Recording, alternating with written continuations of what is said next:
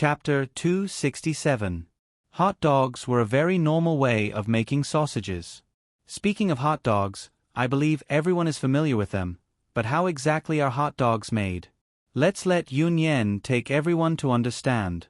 The specific method of making a hot dog was to use 2 pieces of white, round, and soft bread to clamp the sausages that had been roasted to make them hot. Then, smear a little slippery sauce on them, and rub them left and right so that the sausages and bread would fully absorb the sauce. Speaking of which, this was a commoner's delicacy that was simple to make and tasted great. Senior sister Yun Yen, as a young miss, had never made a hot dog before. She had only read about how to make a hot dog in a book. Today, she decided to use it on a whim. But from the way she rushed to the bathroom to take a shower, this dish was not easy to make from a certain perspective. She still had to wear an apron. Yun Yen, are you okay? I'm okay. I was just shocked. It's amazing, like a water faucet suddenly exploded. Sorry. It's okay, it's a new experience, and it's quite helpful for writing novels. Thank you for your hard work. After holding Yun Yen in his arms, Ryuto kissed her forehead, and then the two fell asleep in each other's arms. That night, Ryuto slept very well. The next day, when he woke up, he was even more refreshed. He was full of energy, as if he had just completed some kind of trial. Is this the feeling of having a girlfriend? Goodbye, good brother. After getting up, Ryuto looked at his right hand, and nodded solemnly, as a final farewell to his bachelor life for the past 10 years. Oh, good morning. Not long after, Yun Yen, who was lying next to him, also woke up, and then casually stretched. Seeing her graceful curves when she stretched, Ryuto sighed again. For a moment, he could not believe that he was able to become a lover with such a beauty. How to describe it? Ryuto and Yun Yen were now on a new level, but not completely on it. They tried some new things, but not completely at the end of it. But no matter what, last night's strange experience made Ryuto very happy. At the same time, he also saw Yun Yen's side that he would not normally see, and it was extremely shocking. Although Long Do knew from the beginning that senior sister Yun Yen was very bold, he didn't expect her to be bold to this extent. She was clearly a young girl, but she directly skipped the novice stage and practiced the kind of senior technique that only talented women could master. So far, only Yun Yen could master this kind of skill. Colored Glaze and Dunia did not have this kind of talent. And if Ryuto asked them to do it, he would probably be killed on the spot. It did not matter whether they had the talent or not. Therefore, even if Yun Yen was not proficient in this kind of skill, it was enough to make Ryuto admire her. In the end, he was defeated by her great heart. Speaking of which, other than the fact that senior sister Yun Yen was quite bold, there was also the fact that she really liked Long Do, which was why she wanted to make Long Do feel comfortable. Thinking of this, Ryuto felt warm in his heart. After all, having such a cute and proactive girlfriend was really a great joy in life. What's wrong? Why are you staring at me in a daze early in the morning? Are you still thinking about what happened last night? When being stared at by Ryuto, Yun Yen, who was sitting in front of the dressing table and doing her hair, could not help but ask with a smile. While she was doing her hair, Yun Yen raised her long and slender hands behind her back. Because she was only wearing a simple set of underwear and the nightgown from last night had been washed, her smooth, white, and hairless underarms attracted Long Do's attention. Thus, Long Do swallowed his saliva and smiled awkwardly. That more or less. If you like it, I will help you many times. Don't stare at me like this. Oh. Woo woo woo woo. Yun Yen, you are really an angel. When Long Do heard senior sister Yun Yen's casual reply, which contained a myriad of flirtatious emotions, he instantly felt as if he had turned into light. He wanted nothing more than to put on his underwear, throw on a bedsheet, and fly out to save the world. In this way, Ryuto jumped out of the window with a good mood. He jumped out of the bedroom that brought him countless beautiful memories, then quietly slipped to the street, waiting for Yun Yen to come out to school. Not long after, Yun Yen, who was neatly dressed in the first high school uniform, and her face returned to her usual gentle expression, walked out of the gate. This Yun Yen was the Yun Yen in Tsukujiri that the public was familiar with. But after last night, Long Do got to know the new Yun Yen. He got to know what the Yun Yen in the moon vision looked like. He was the only one in the world who could see it. Therefore, until the two arrived at the school gate of First High School, Ryuto was in a good mood, and so was Yun Yen, who was walking beside him. You love me, I love you, XXX sweet honey. She even hummed an inexplicably familiar melody as she walked, and it was like a magical sound that pierced the ears. While humming, Yun Yen unconsciously reached out and hugged Ryuto's arm, like a little girl in love. The young man and woman in love seemed to only have eyes for each other. Usually, when Yun Yen and Long Do were alone, small actions like holding hands, hugging each other's arms, or hugging each other's waist had become a habit for them. Especially after last night, the two of them had become even closer. However, they obviously didn't notice that they weren't alone. Instead, they were openly walking on the school road outside Dori No. 1 High School. There were at least 500 to 600 students in their field of vision. Therefore, this scene made many jaws drop in shock. Am I seeing things? That's Yun Yen and Ryuto Kiryu? Seeing the two walking together intimately, and the girl hugging the boy's arm, most of the students who were about to go to school were stunned.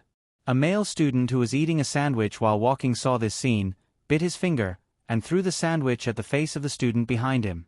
The student who was thrown a sandwich didn't have time to get angry. He just looked at Ryuto and Yun Yen and continued to walk until the sandwich fell to the ground. The sandwich that fell to the ground was stepped on by another student who saw this scene. He did a 90-degree split on the spot, and his crotch cracked. Of course, this was only a small incident that happened in a small area. From the time Long Do and Yun Yen walked affectionately to the school gate, there were countless of blunders caused by excessive shock, such as falling, dropping things, bumping into each other, bumping into a tree, bumping into a telephone pole, drinking a drink into one's nostrils, and so on. There were simply too many to count. Because no one could imagine that such a shocking scene would happen early in the morning. A long time ago, Yun Yen and Ryuto were involved in a scandal. It was that time when the two walked into the school side by side, which caused the first public outrage on the First High School BBS. But a scandal was just a scandal. In addition, there was the incident of Ryuto and Colored Glaze straightening their collars at the school gate, which diluted the reliability of the previous scandal. Gradually, no one talked about Ryuto and Yun Yen anymore. But this morning, in such a public place, this man and woman had openly hugged each other's arms, doing the intimate actions that only a couple would do, chatting and laughing as they walked into the campus. For the boys and girls who liked Yun Yen, today was undoubtedly the end of their world.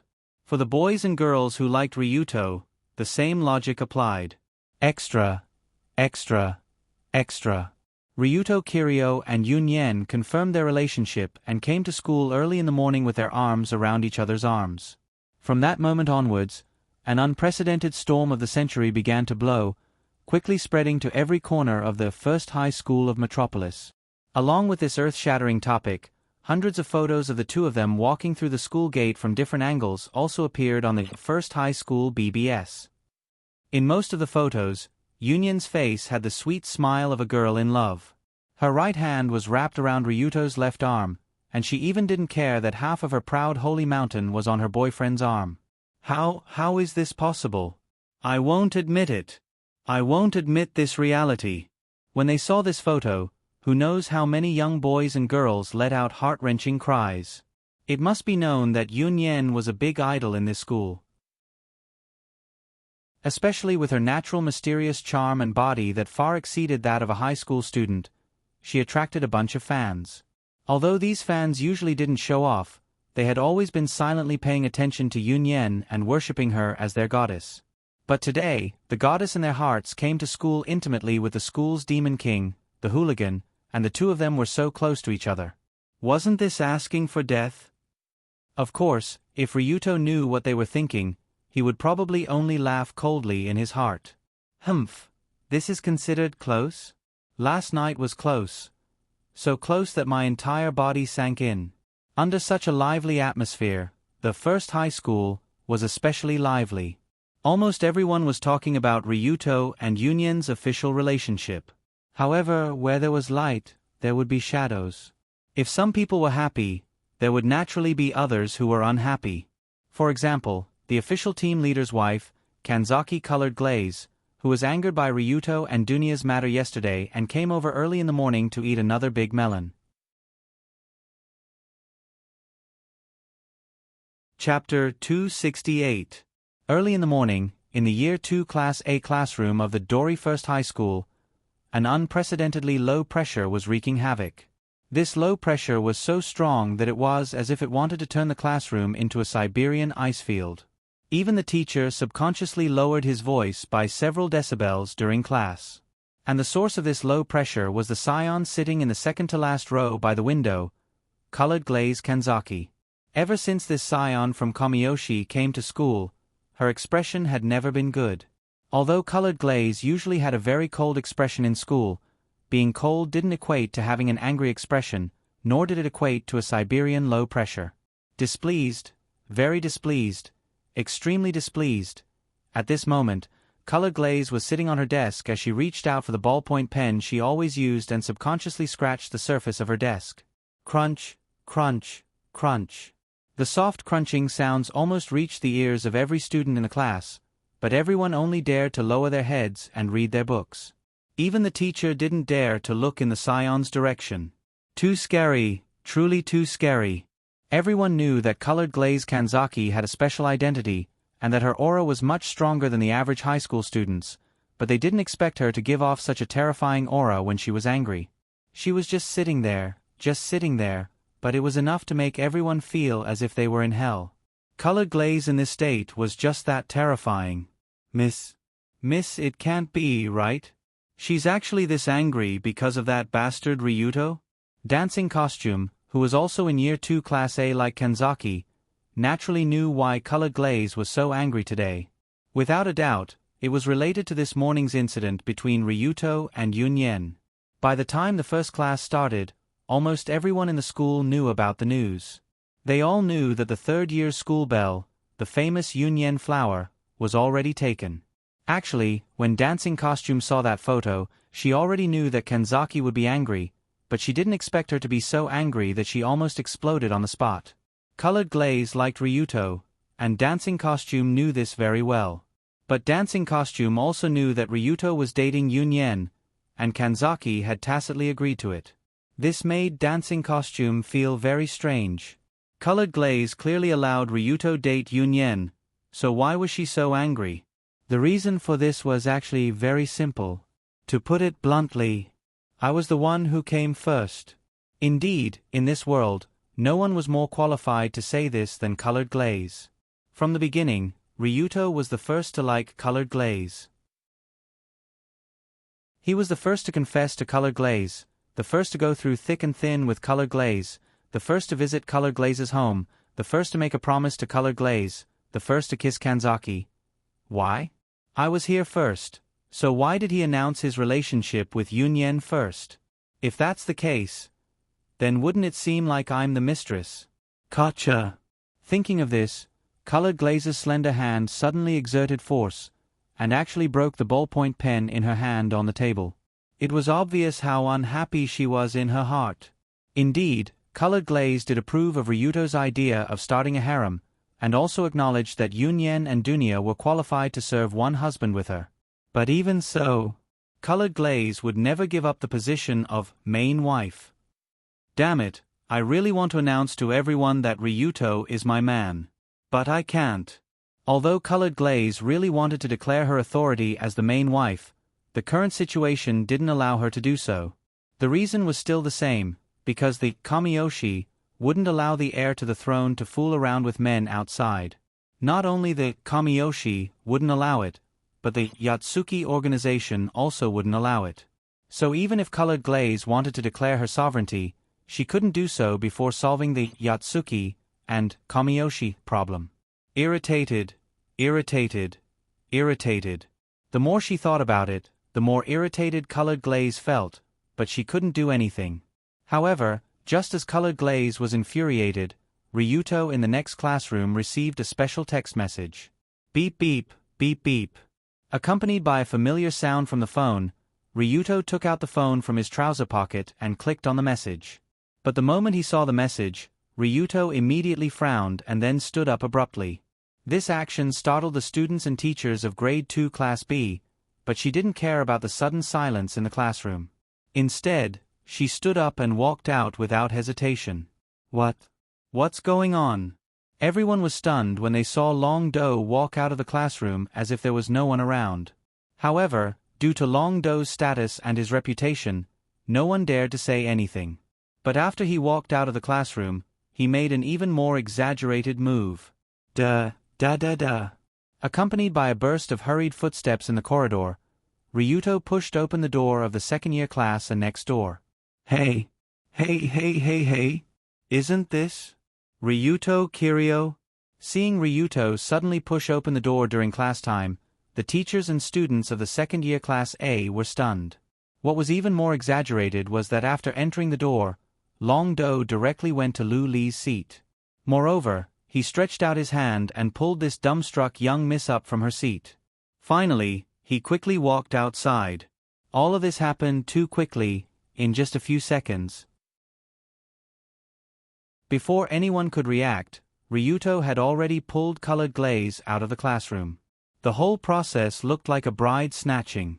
After a few steps, colored glaze tried to shake off Ryuto's hand in surprise, and asked in an incredulous tone, Wait. What the hell are you doing? It had to be said that Ryuto's move just now was really shocking. He actually went straight into the next class during class and pulled the young lady colored glaze out. If there was no reasonable explanation, then this incident would probably become the second explosive point of the day, enough to be on par with the Yunyen and Ryuto dating incident. But just as colored glaze was trying to struggle, Ryuto said seriously, Don't make trouble. Something happened to Lady Ruehue. We must immediately rush to Komashiro Imperial Garden. Lady Ruehue. Something happened to Mother? The moment she heard this sentence, colored glaze suddenly trembled. After all, she never dreamed that Ryuto pulled her out of class because of this. But in the next moment, colored glaze quickly thought of a strange point. Wait. Something happened to Mother. Why didn't I know? How did he know? Thinking of this, colored glaze couldn't help but show a puzzled expression. Ruehue Kaneshiro was colored glaze's biological mother, and logically speaking, the relationship between the two of them was the closest in the world. But now, something seemed to have happened to Ruehue, and colored glaze didn't know anything about it, but Ryuto got the information faster? This didn't make sense, did it? As if he knew what colored glaze was thinking, Ryuto took out his phone and showed her the message sent by Bunnyball from the cat house. There were only a few simple words on the message. It said, Madam fainted on the ground, speed. Although it was only a few words, the content was enough to shock anyone who saw it, and it made colored glaze even more confused. What's going on? Why didn't I receive this message? Why did Bunnyball only send it to Ryuto, but not to me? I'm the young lady of Komiyoshi. I'm Mother's daughter, right? At this moment, Ryuto pulled colored glaze out of the school while explaining, Actually, Madame Ruehue has been hiding something from you. She didn't want you to know, so Bunnyball naturally didn't inform you. Something has been hiding from me? What is it? After hearing this, colored glaze only felt her heart beat wildly. Ryuto's words combined with the message of Ruehue fainting just now, with her intelligence, it wasn't difficult to guess the worst answer. Madame Ruehue is actually seriously ill. She thinks that she doesn't have long to live, so she didn't want to tell you some things. Mother, she doesn't have long to live? In an instant, colored glaze felt dizzy as she walked. Her legs seemed to have lost their strength, and she fell forward unconsciously. But colored glaze didn't fall to the ground, but when she fell forward, Ryuto caught her. In the next second, Ryuto put his hands on her back and legs, and the young lady's slender body was carried up in a princess carry position. Don't forget, at this time, the two were still in school. Although it was still class time, there were still some figures around. If it were any other time, Luli would definitely not allow Long Do to do such an intimate action to her in public. But now, she couldn't care less about it. How is it possible, Mother? Don't worry, listen to me carefully, okay?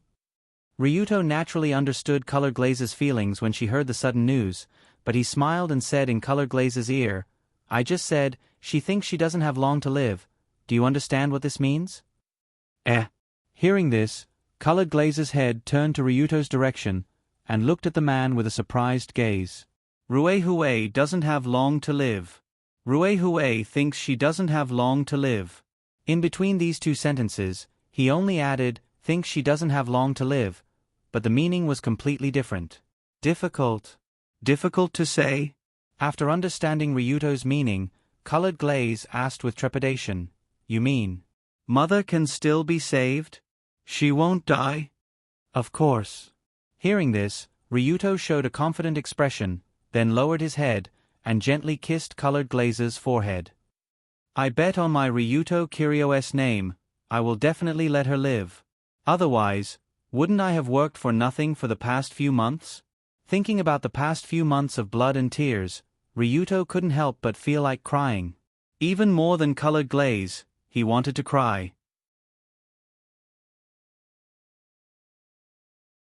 Chapter 269. Ryuto had already expected that Kanzai Rue would fall ill and die, and it was bound to happen. According to the timeline of the original work, Rue would die a year after Ryuto kidnapped the Colored Glaze, which was a year after Ryuto's plot began. It was almost half a year from now. However, Rue didn't suddenly die. Her body should start to have various problems at this time, such as fainting or severe headaches from time to time. Therefore, Ryuto also specifically discussed with Rue that if Rue had any discomfort, she should immediately inform him. Because this was an excellent opportunity for treatment. The only way to treat Ruehue's family-inherited terminal disease was a kind of elixir in Ryuto's Krypton Gold Mall, Hooligan 100 Immortals pill. Although the name sounded like a joke, its effect was really good. The description of this elixir was, 1 pill, all the diseases will disappear, the skin will be tender, and you will be a new person. It was like the kind of elixir that could be used to become an immortal after eating it. It was not comparable to ordinary mortal medicine. Of course, such a useful thing, the price was also quite reasonable. The first one cost 1 billion. This price was not expensive from an objective point of view, but it was also very cheap. After all, a thing that could cure all diseases, not to mention 1 billion, even if it was 10 billion or 100 billion, many people would rush to buy it. However, in order to save 1 billion yen to buy this Hooligan 100 Immortals pill, for Mrs. Ruehue, Ryuto had a hard time during this period.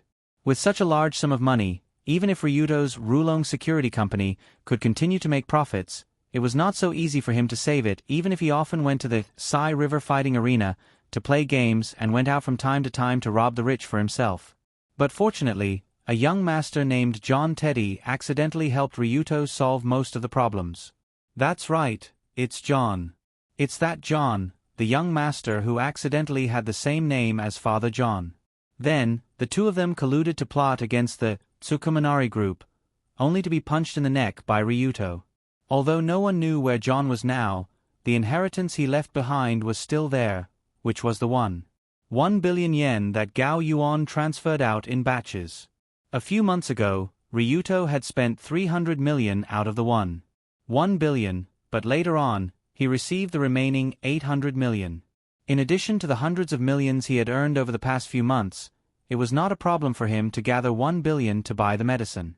However, Ryuto still felt the pinch when he thought about how his 1 billion yuan was going to vanish in a moment. This was because this money was already enough for him to level up his attribute points twice. Sigh, I hope that Madame Rue Hui will be able to return this 1 billion to me. She shouldn't be such a stingy person. Just as Ryuto brought Colored Glaze to the Komashiro Imperial Garden, located in the outskirts of Tokyo, he couldn't help but think this in his heart. When the two of them skipped class and came to the Komashiro Imperial Garden, it was still early in the morning. The main building of the Imperial Garden that looked like a huge shrine emitted a bright luster under the sun, looking very luxurious. Colored Glaze was very familiar with the Imperial Garden where she was born and grew up. However, due to the inconvenience of going to school after entering high school, Colored Glaze was arranged by Rue Hui to live in the Komashiro courtyard, and the time she returned home was also a lot less. Thinking about it carefully, Colored Glaze seemed to have become more and more estranged from her mother from that time. At first, Colored Glaze thought that it was because her mother had been busy in recent years, so she gradually became estranged from her, but from the current situation, it should be Rue Huey's deliberate intention. Because she knew that she didn't have long to live, in order to not let her daughter be sad, Rue Hui chose the stupidest method. As long as her daughter didn't like her, naturally she wouldn't be sad. Idiot! How can there be such an idiot? Thinking about this, Colored Glaze couldn't help but sigh deeply, and there was a faint mist floating in her eyes. In Colored Glaze's heart, her mother had always been incomparably wise, as if she could see through all the truths of the world, and nothing could be difficult for her, the kind of perfect woman who could always remain calm. But when it came to her daughter, Rue Hui always seemed to do something that seemed very stupid. Perhaps this was the so-called caring makes a mess. As the car stopped at the side door of the Kamishiro Imperial Garden, Ryuto and Colored Glaze quickly jumped out of the car and walked towards the side door. At this time, there was already a familiar old figure waiting at the side door, but when he saw Lady Colored Glaze, he frowned slightly. After glancing at Colored Glaze, Cathouse Bunnyball looked at Ryuto with a somewhat angry gaze and questioned, "Ryuto, Kuin, what is the meaning of this?" From the beginning to the end, Rue Huey's physical condition was a big secret that had to be hidden from Colored Glaze, and Ryuto also agreed to this condition to start a series of cooperation with Rue Hui. But now, Ryuto acted on his own initiative and brought Colored Glaze here, completely disregarding the previous agreement, so it was no wonder that Bunnyball was angry. But even though he felt Bunnyball's anger, Ryuto only shrugged and smiled faintly. "She has the right to know, and the right to stay here. But this isn't Lord Rue Huey's wish. Sorry, I can't let you in." Speaking until here, this old butler who had guarded the Kamiyoshi for his entire life firmly shook his head, and actually ordered Ryuto and Colored Glaze to leave. Rue Hui had given a strict order to not let anyone under any circumstances let Colored Glaze know about her condition. So when Ryuto violated this agreement, he had already lost the right to cooperate with Rue Hui. Bunnyball naturally wouldn't let him in to see Rue Hui. But Ryuto had already expected Bunnyball's current attitude. So he smiled at Colored Glaze and said, "You go in first, I'll be there later." Okay. Although she knew that Bunnyball wouldn't let her in so easily, but since it was Ryuto who told her to go in, Colored Glaze didn't hesitate to walk towards the side door, as though she didn't care about this guardian ninja at all. "Young mistress, I'm sorry. Let me apologize with my death after this." Seeing that Miss actually wanted to barge into the garden, Bunnyball could only sigh, and with a wave of his right hand, an almost inaudible long needle flew towards Colored Glaze's body. As a guardian ninja, Bunnyball was the best at controlling this kind of special long needle. Through the control of ki and acupuncture points, Bunnyball could make the human body produce all kinds of miraculous reactions. So if this needle hit, it wouldn't be difficult to make Colored Glaze faint on the spot. Of course, the prerequisite was that it hit. But just as Bunnyball's long needle pierced through the air and flew towards Colored Glaze, a small steel ball flew out from the opposite direction like a meteor. It directly shot down the long needle in mid-air. What? Seeing this scene, Bunnyball gritted his teeth and tilted his body to the side, swiftly dodging the small steel ball that was flying towards him after the needle was shot down. Bang!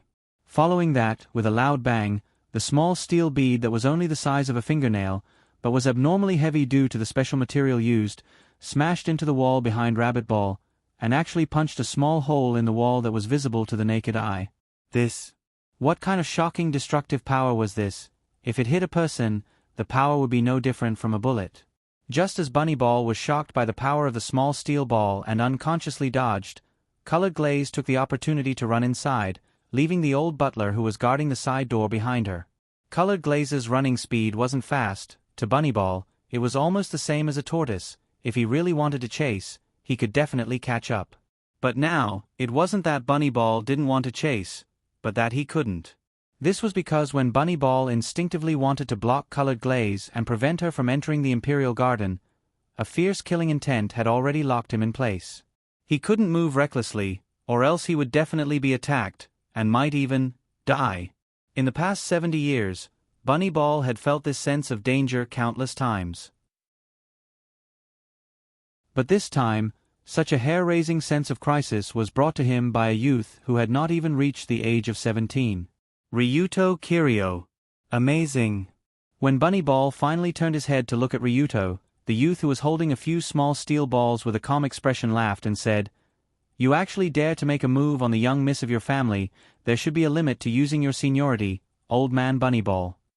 When he spoke up to hear, Long Do took a deep breath while the tendons and bones in his entire body started trembling like whips, and his aura instantly became a few times stronger than before. At a glance, he seemed like an extremely robust giant.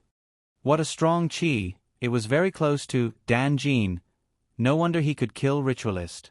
Sensing Ryuto's powerful chi that was rapidly connecting to his body and constantly controlling his muscles to tremble, even Bunny Ball couldn't help but feel a huge pressure. 2 months ago, when Bunny Ball heard that Ryuto had defeated Saito Ritualist in a one-on-one duel, he was actually somewhat in disbelief. After all, Bunny Ball was very clear about Sato's strength, and the two of them had been old rivals for many years. Although Bunny Ball knew that he was stronger than Saito, but at most, he was only slightly stronger. How could a teenager like Ryuto win against Saito Ritualist? At first, Bunny Ball thought that Ryuto had used some tricks or took advantage of Saito Ritualist's perilous state to kill him. However, judging from the aura of a top-notch warrior emanating from Long Do's body, he might not have done those despicable things. Instead, he had openly smashed the demon child into pieces. At least from Bunny Ball's point of view, the current Ryuto was so strong that even he didn't have the confidence to win.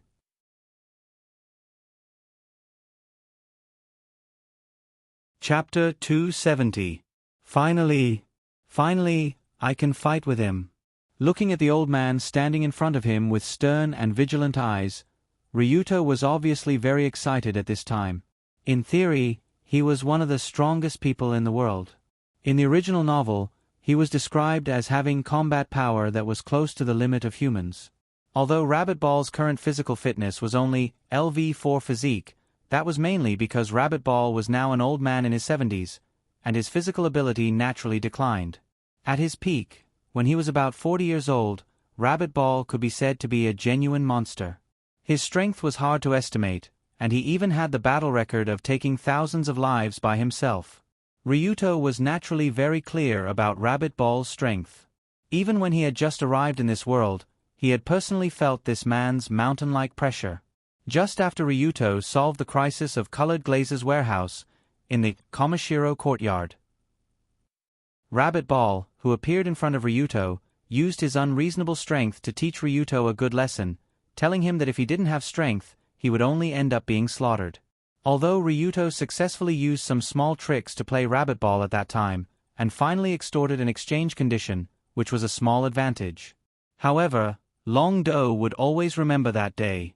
He would always remember that day when he was almost unable to have any descendants. But it was different now. After half a year or so, the current Long Do was no longer the trash who was trembling in fear in the God Generation courtyard. Now, he had challenged Iam, fought with the demon child, and raised his middle finger in front of the Kokyo. Whether it was personal strength or experience, he had far exceeded the level he should have at this age. In this way, he already had enough strength to compete with Rabbit Ball, and he already had the confidence to get back at Rabbit Ball. Coincidentally, there was a good opportunity to exchange blows with Rabbit Ball. Before Colored Glaze and Mrs. Ruehue finished discussing, "You stay here with me." Thinking of this, Ryuto's eyes sharpened, and his right hand holding 3 small steel balls waved like lightning, throwing out a few small things in his hand. How much destructive power could a small steel ball have? Sigh, it really is. At this time, Ryuto's passive skill, Hooligan Immortality, had reached 60% proficiency. This proficiency was already very exaggerated. It was almost the level of 20 or 30 years of hard work. This skill combined with Ryuto's strong physique and ki control was enough to turn the thrown miscellaneous objects into a real weapon. In addition, these small steel balls in his hand were bullets, deliberately made by Ryuto. Although they looked small, they were all solid steel balls made of the hardest and heaviest steel. The weight was not a joke. No, I can't take it. Just as the small steel balls in Ryuto's hand flew out, Rabbit Ball's figure disappeared with a whoosh and then appeared behind Ryuto. Compared to the top powerhouse Sai-2, who had fought against Ryu Dojo before, Hasamaru's tactical system was obviously very different from that of the Demon Child. Entering Dao mainly relied on a terrifying brute force skill to kill the enemy. After special training, the palm had the power to flatten steel like mud. With one palm, the flesh and bones would be pulverized. There was no way to block it. Rabbit Ball was different. His physical fitness was not as terrifying as entering Dao, nor did he cultivate so many brute force skills. But this old man was ridiculously fast. Yes, fast, too fast. Ryuto was now level 3 insight. Logically speaking, his dynamic vision could not be said to be the best, but it was already quite good. But just as Rabbit Ball dodged the small steel balls and appeared behind Ryuto, Ryuto did not see how he moved or from which angle. Bunny Ball's body looked like a ghost. It was as if he could appear anywhere as light as a feather. This kind of ridiculous speed was an ability that Dragon Fight had never encountered before. But it's okay, I can still react. Just as the old figure suddenly appeared behind Ryuto and swung an attack at him, Ryuto thought he could block Rabbit Ball's attack. But Ryuto was obviously too naive because Rabbit Ball's attack was several times faster than his movement speed. Shing! For a moment, it was as if the air was neatly cut in half. Rabbit Ball's arm was like a sharp blade stabbing at the back of Ryuto's neck. Because of the speed, the violent sound of the wind breaking could only be heard after the attack. How to describe this feeling? It was like swinging a whip. A whip swung at high speed could reach a speed faster than the speed of sound at the tip. At this moment, Rabbit Ball's hand was like that whip. And the 3 fingers that he clasped together and stabbed at Ryuto were the tip of the whip. At the same time, it was also the fatal tip. Too fast. Rabbit Ball's speed was too fast. It was so fast that even Ryuto could not defend in time. Inner technique. Sacrificial blade. The next moment, the 3 fingers that formed the shape of the character pierced Ryuto's neck from the back, aiming at the vital part of the human body, the medulla oblongata. Once this part was pierced or cut, it could lead to a life-threatening situation. In other words, Rabbit Ball's inner technique, sacrificial blade, was aimed at taking a life. Young man, you can only blame yourself for betraying Rue Hui-sama. Go to hell and repent. The moment his fingers pierced Ryuto's neck, Rabbit Ball silently said in his heart. The decisive difference between him and Sai-2, who was a martial Dao grandmaster, was that Rimuru wasn't a martial artist. He was actually a ninja who walked in the dark and took people's lives. The inner technique of the ninja was the ultimate assassination technique that was passed down from generation to generation. Every strike was aimed at the vital parts of the body, and there was no consideration for injury or repulsion. And this inner technique, sacrificial blade, was to swing the arm out like a whip, allowing the fingers to reach a supersonic speed, causing an almost unblockable penetrative damage. In addition, Rabbit Ball was an expert who had cultivated ki to Danjin level. The power of his sacrificial blade was enough to penetrate a steel plate. If it hit a person, even a tough guy who had entered the Dao would have a hole. Therefore, the draconic fighter who was struck by this sacrificial blade from the back should be dead for sure. Right? The feeling is not right. So hard. Just when the 3 fingers pierced Ryuto's body and penetrated, Rabbit Ball felt that his fingers had only penetrated about 2 centimeters before they were forcefully stuck. The power of this move was indeed strong, and it did break Ryuto's defense. But this kind of superficial injury was not enough to cause a fatal blow. It was not enough to kill Ryuto. Rabbit Ball could not imagine that a living human's neck could have such exaggerated hardness. It was even harder than a steel plate. Whoosh! The next moment, Ryuto's arm quickly reached back and grabbed Rabbit Ball's right hand at a strange angle. Powerful. Unfortunately, the lethality is a bit low. After grabbing Rabbit Ball's hand, Ryuto slightly turned half of his face and revealed an excited smile to the leader of the Guardian Ninja. The Guardian Ninja, was said to be the descendant of the ancient wind demon ninja. They mastered almost all the advanced techniques of the ninja profession. Their speed was as fast as lightning. Their attack was a one-hit kill. Although Rabbit Ball was good at using long needles, he did not need any tools to kill people. 3 fingers were enough to kill people without leaving a trace. The sure kill attack of Rabbit Ball was actually described by Long Do as a little weak. This full marks. But in fact, it was not a bluff. After all, Rabbit Ball was facing the extreme Dao master Ryuto Kiryu, who had the strongest defense in the world. With 80% mastery of Copper Skin and Iron Bone, LV4 Constitution, and Chi buffs, Ryu Fight's defense had long since reached a level higher than Seitu's. He could even block bullets with his body. In addition, when the sacrificial blade was about to stab him, Ryuto slightly turned his head at the last moment, allowing the needle to stab the trapezius muscle beside his neck. Then, he quickly contracted the muscle between his fingers, which was why the medulla oblongata was not directly pierced. Now that Rabbit Ball's attack missed and his wrist was caught, he would definitely have to pay the price. Dragon Bone Dislocation Hand, Heaven and Earth Inverted. Before Rabbit Ball could even react, his body flew up like a fallen leaf, involuntarily flying out. This flight caused Rabbit Ball to fly in a huge arc from behind Long Do and fly in front of him.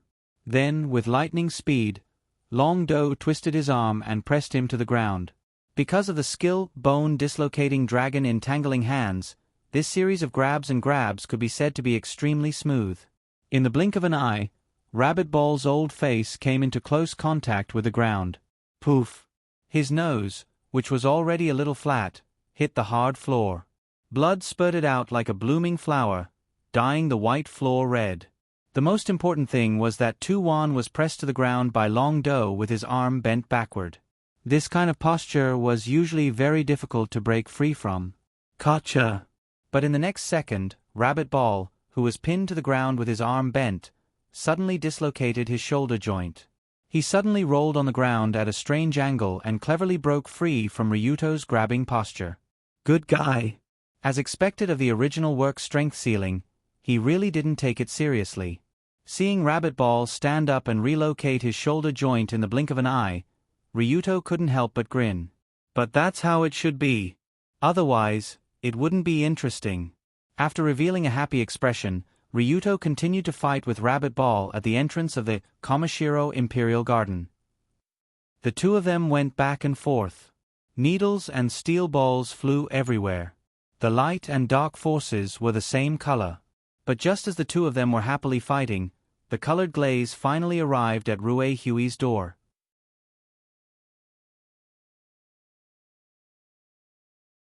Chapter 271. Kamishiro Imperial Garden has always been quiet, except for a few servants and ninjas who are responsible for protecting the family.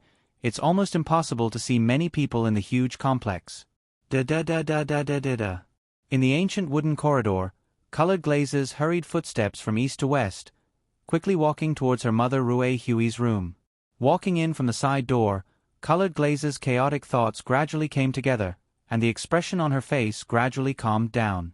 There's no problem, there won't be a problem.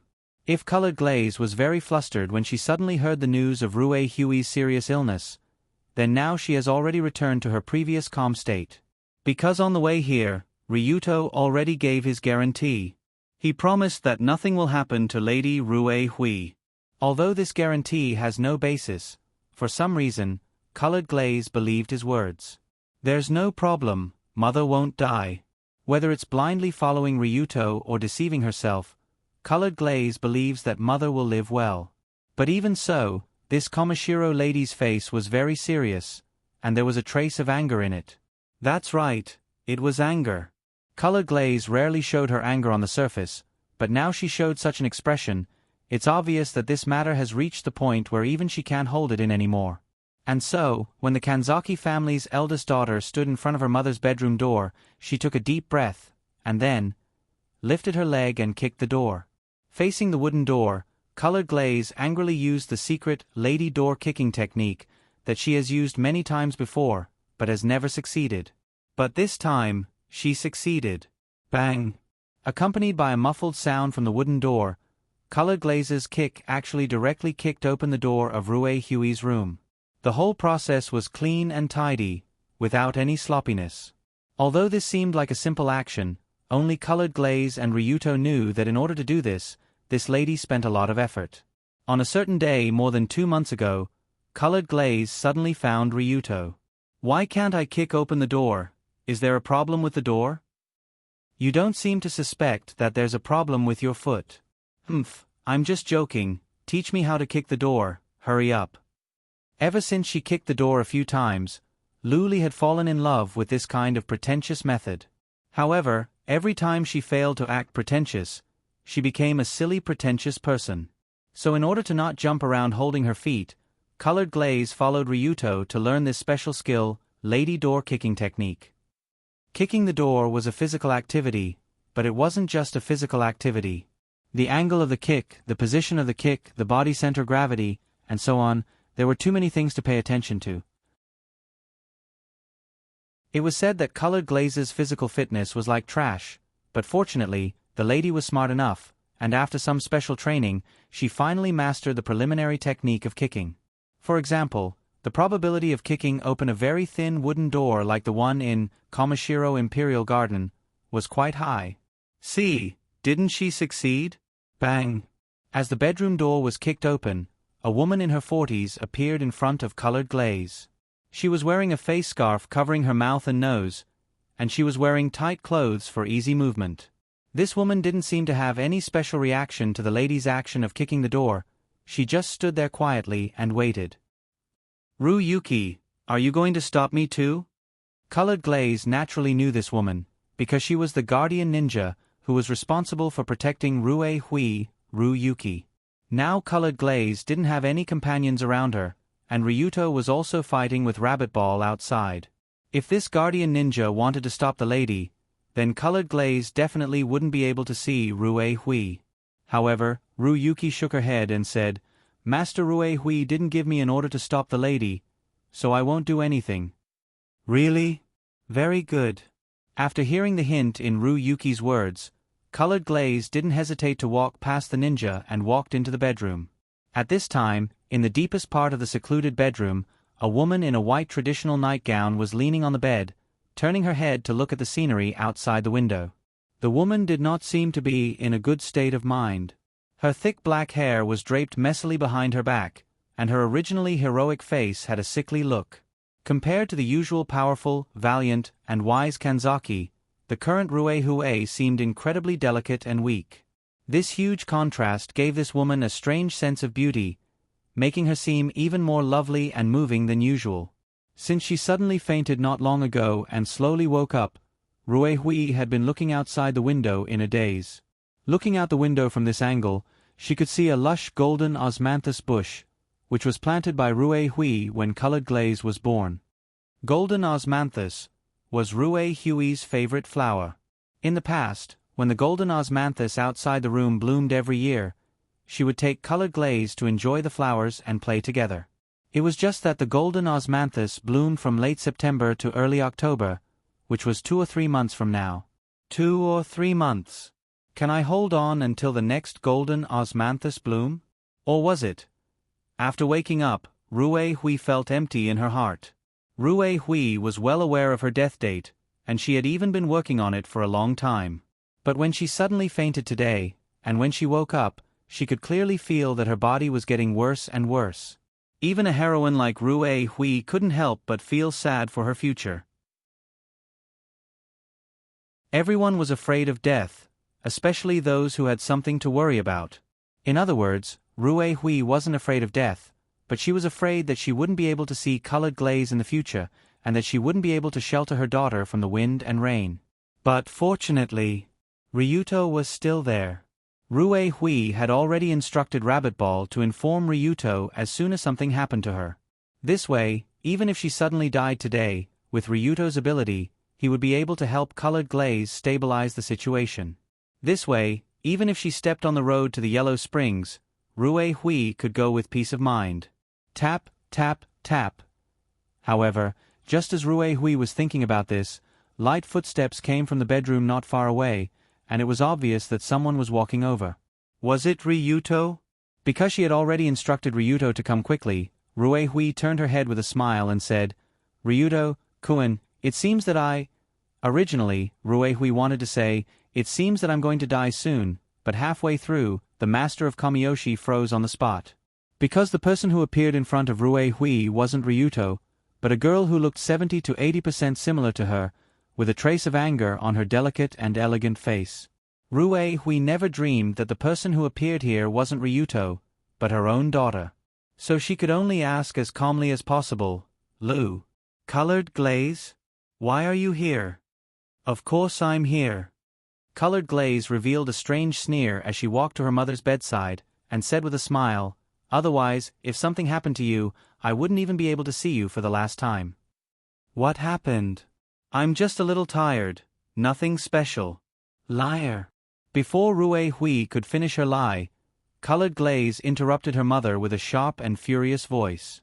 Since young, this was the first time Colored Glaze spoke to her mother in such a tone. Or rather, roared. After roaring, Colored Glaze suddenly reached out and grabbed Rue Hui's collar and asked with a trembling voice, "In your heart, what am I? Am I still a 3-year-old child?" When she saw Colored Glaze's expression, Rue Hui knew that she knew the truth. For a moment, she didn't know how to respond, and could only lower her head in silence. "Why do you think that by throwing me far away and keeping me away from you, I'll feel better when you suddenly disappear one day?" As she spoke, Colored Glaze gritted her teeth, and said in a low voice, "Are you looking down on yourself, or on me? Do you think that as long as you're far enough away from me, I won't be sad when you die? Also, what do you think I'm most angry about? It's that dispirited look on your face when you've completely accepted the fact that you're dead. This isn't the mother I know. The Rue Hui Konoshiro I know won't give up. Even if it's only 1%, 1 in 1,000, or 1 in 10,000. You shouldn't give up." Colored Glaze. "I'm sorry, we can't go against fate. This is the fate of us Kamiyoshi, and it's not a problem that can be solved with hard work." After hearing her daughter's words, Rue Hui shook her head slightly. If it was just a normal illness, then there might be a way to cure it. However, Rue Hui's family's hereditary illness was an old illness that had existed for many generations, and it wasn't a problem that the current era's medical technology could solve. The reason why Colored Glaze wasn't infected with such a terminal illness was because she had gone through a special pregnancy process. However, Rue Hui, who was already terminally ill, couldn't be saved. This was an unchangeable fact. However, Colored Glaze laughed coldly and said, "Fate. If this is what you call fate, then I'm going to cut off this ridiculous fate right now." Colored Glaze. Can you stop messing around? Can't we talk about something more realistic? Rue Hui instantly felt touched and amused, and she almost couldn't help but laugh. After all, Colored Glaze's current, cutting off fate attitude made her seem a little Chinibu, as if she had suddenly turned into a Chinibu girl, and was completely different from the usual young lady. After all, cutting off Rue Hui's fate of dying from a terminal illness wasn't something that could be solved just by shouting a few words. Unless Colored Glaze really did have a way to cut off fate, then the situation would be different. The next moment, the girl waved her hand and took out a small round pill that looked like a translucent pearl from her pocket. It gave off a rich medicinal fragrance, and she handed it to Rue Hui.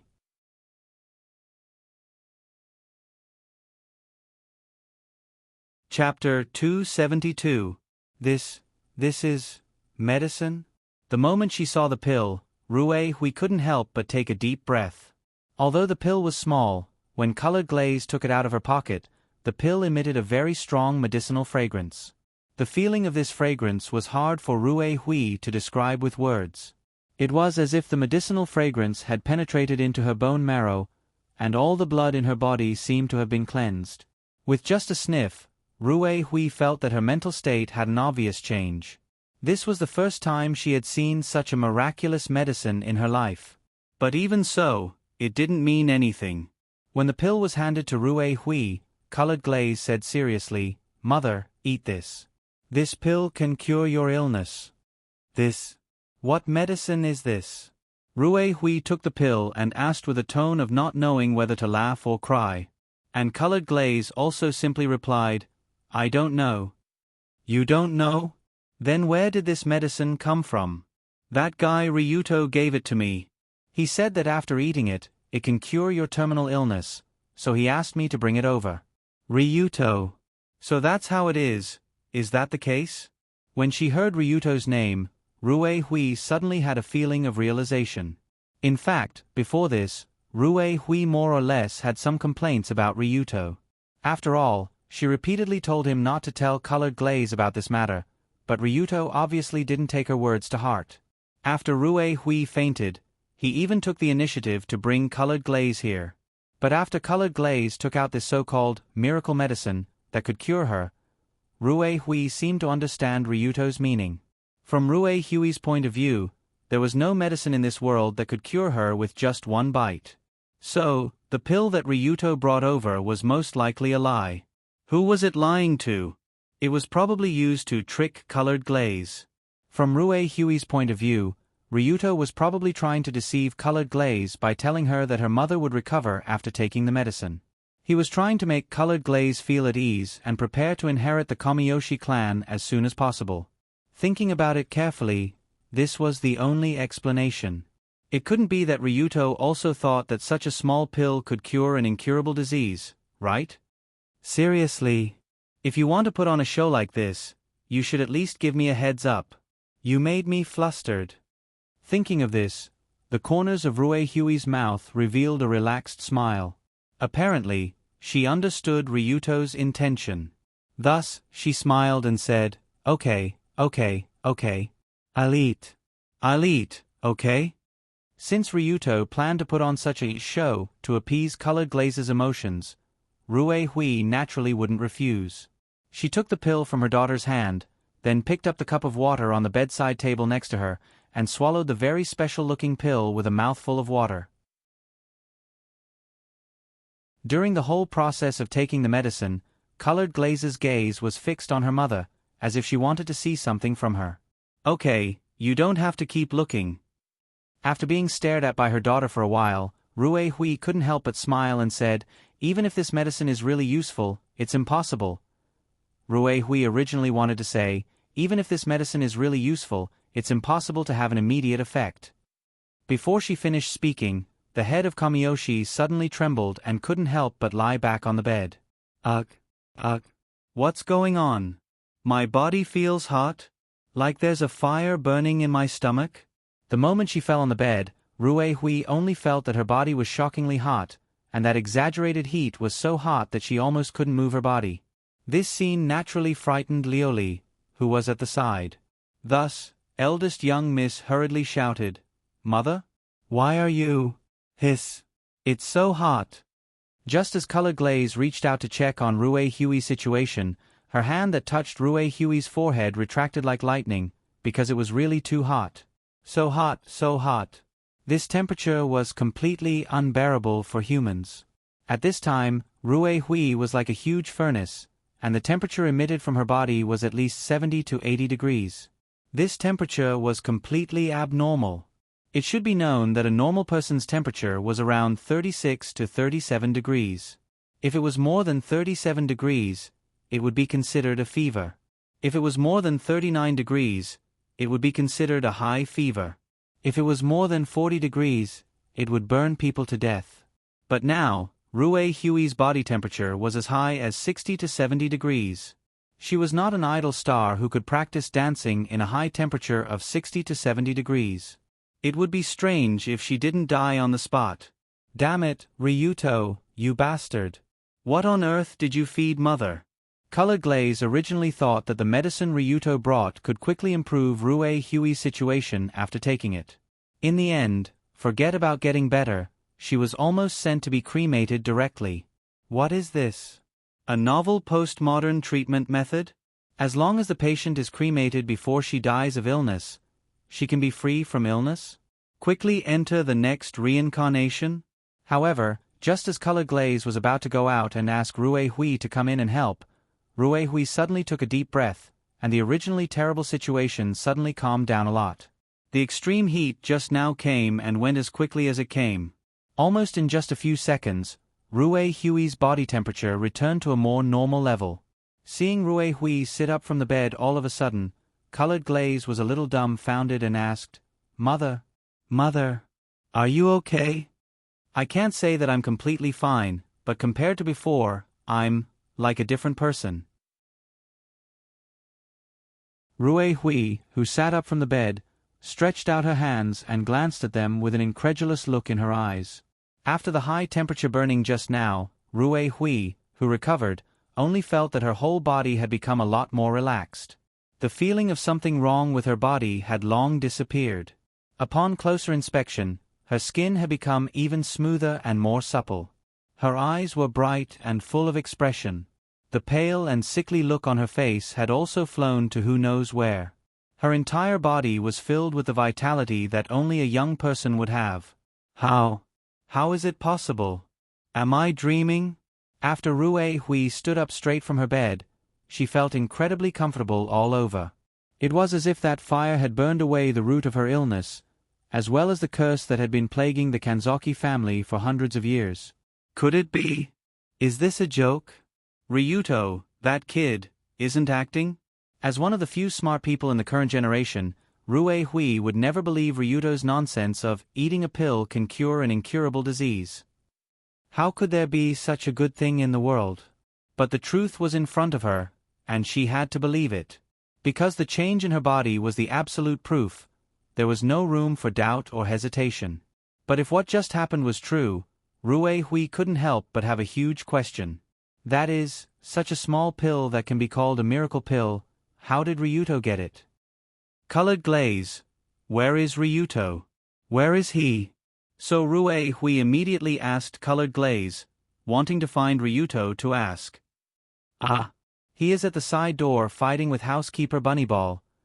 Cough cough, exchanging pointers? Although Ryuto and Bunnyball's fight was obviously not exchanging pointers, Colored Glaze still used such a perfunctory tone to reply in front of Rue Hui.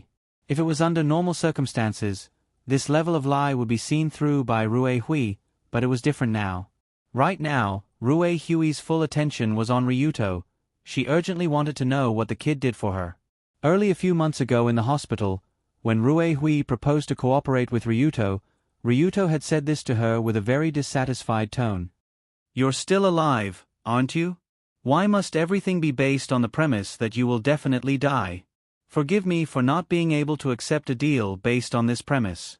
Thinking about it carefully, although Rue Hui thought that she had reached a deal with Ryuto, Ryuto actually never agreed to the cooperation plan based on the premise that Rue Hui would definitely die. From start to end, Ryuto never said anything about what will happen after Rue Hui dies. Because in this man's heart, Rue Hui would definitely not die. If Ryuto only had such thoughts, it wouldn't be strange, but the problem was that Ryuto actually completed this matter. Although it was only a simple matter of less than a minute, Rue Hui could imagine how much effort Ryuto had put in for this 1 minute. After all, a pill like this that could cure a terminal illness was definitely not something that could be obtained through ordinary means. Was it some kind of ancient secret recipe? Or was it some kind of near-future black technology? Or was it simply a medicine from outer space? In short, after experiencing the whole process, even if Ryuto said that the medicine came from Mars, Rue Hui might believe it, because the effect was too good. But at the same time, because the effect was too good, Rue Hui couldn't help but think about the price Ryuto paid to get this medicine. Was it like the Saint Seiya saving the goddess? Or was it like the Western paradise where he went through 81 difficulties to obtain the true scripture? No, could it be that he made some kind of deal with the devil and had to offer his soul? Thinking of this, Rue Hui couldn't help but get out of bed and change into slippers. She hurriedly pulled Colored Glaze and walked towards the side door. I must make it up to him, I must make it up to Ryuto. But what should I do? What can I make it up to him? Money. That's too tacky. Status. Ryuto doesn't seem to be interested. Colored Glaze? It's his to begin with. For a moment, Rue Hui walked towards the side door while falling into a complicated mystery. What should I use to make it up to Ryuto, to repay that young man for saving my life? Unfortunately, I'm an old woman. If it was 20 or 30 years earlier, I would have given myself to him on the spot. Thinking of this, Rue Hui couldn't help but reveal a bitter smile.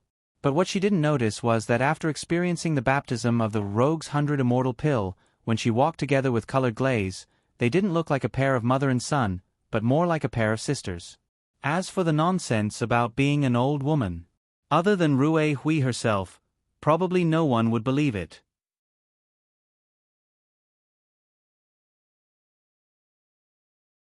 Chapter 273. However, just as Rue Hui and Colored Glaze hurriedly walked out, the battle outside the side door came to an end. Huff, huff, huff. Well done. This old man can still fight so well despite his age. It was hard to imagine how strong he would be at his peak. At this time, Ryuto stood in the open space outside the side door, gasping for breath.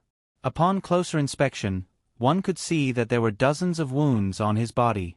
Moreover, almost every wound was near a vital point. Although the battle only lasted for less than 5 minutes, Ryuto felt as if he had been fighting with this old hooligan for a year. It was no exaggeration to say that in the past few minutes, Ryuto was jumping left and right on the edge of death, dancing in a minefield. After all, no matter how ridiculously strong his body was, Rabbit Ball had learned his lesson. He specifically targeted the eyes, throat, temples, genitals, and other places that couldn't be cultivated. As long as he hit them, he would die on the spot. Especially the ninja's inner technique, Sacrificial Blade, which was passed down for many years, it was really fast and ruthless. Every swing seemed to be able to make a big hole in Ryuto's body. Of course, even so, Ryuto didn't lose. At most, he could only be said to be at a disadvantage, and he would soon have the upper hand.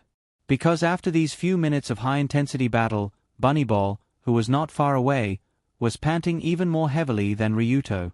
From the outside, Bunnyball's injuries were much less than Ryuto's. But he was panting much more heavily, and the glasses on the bridge of his nose had already fallen to God knows where. The old gentleman's temperament was also gone, and he looked very miserable. Oh no! My speed is about to slow down. What should I do? Bunnyball panted while looking at Ryuto, who was not far away. After all, he was moving at full speed almost every second. It was equivalent to running a 10,000-meter-long run. Who would be able to endure that?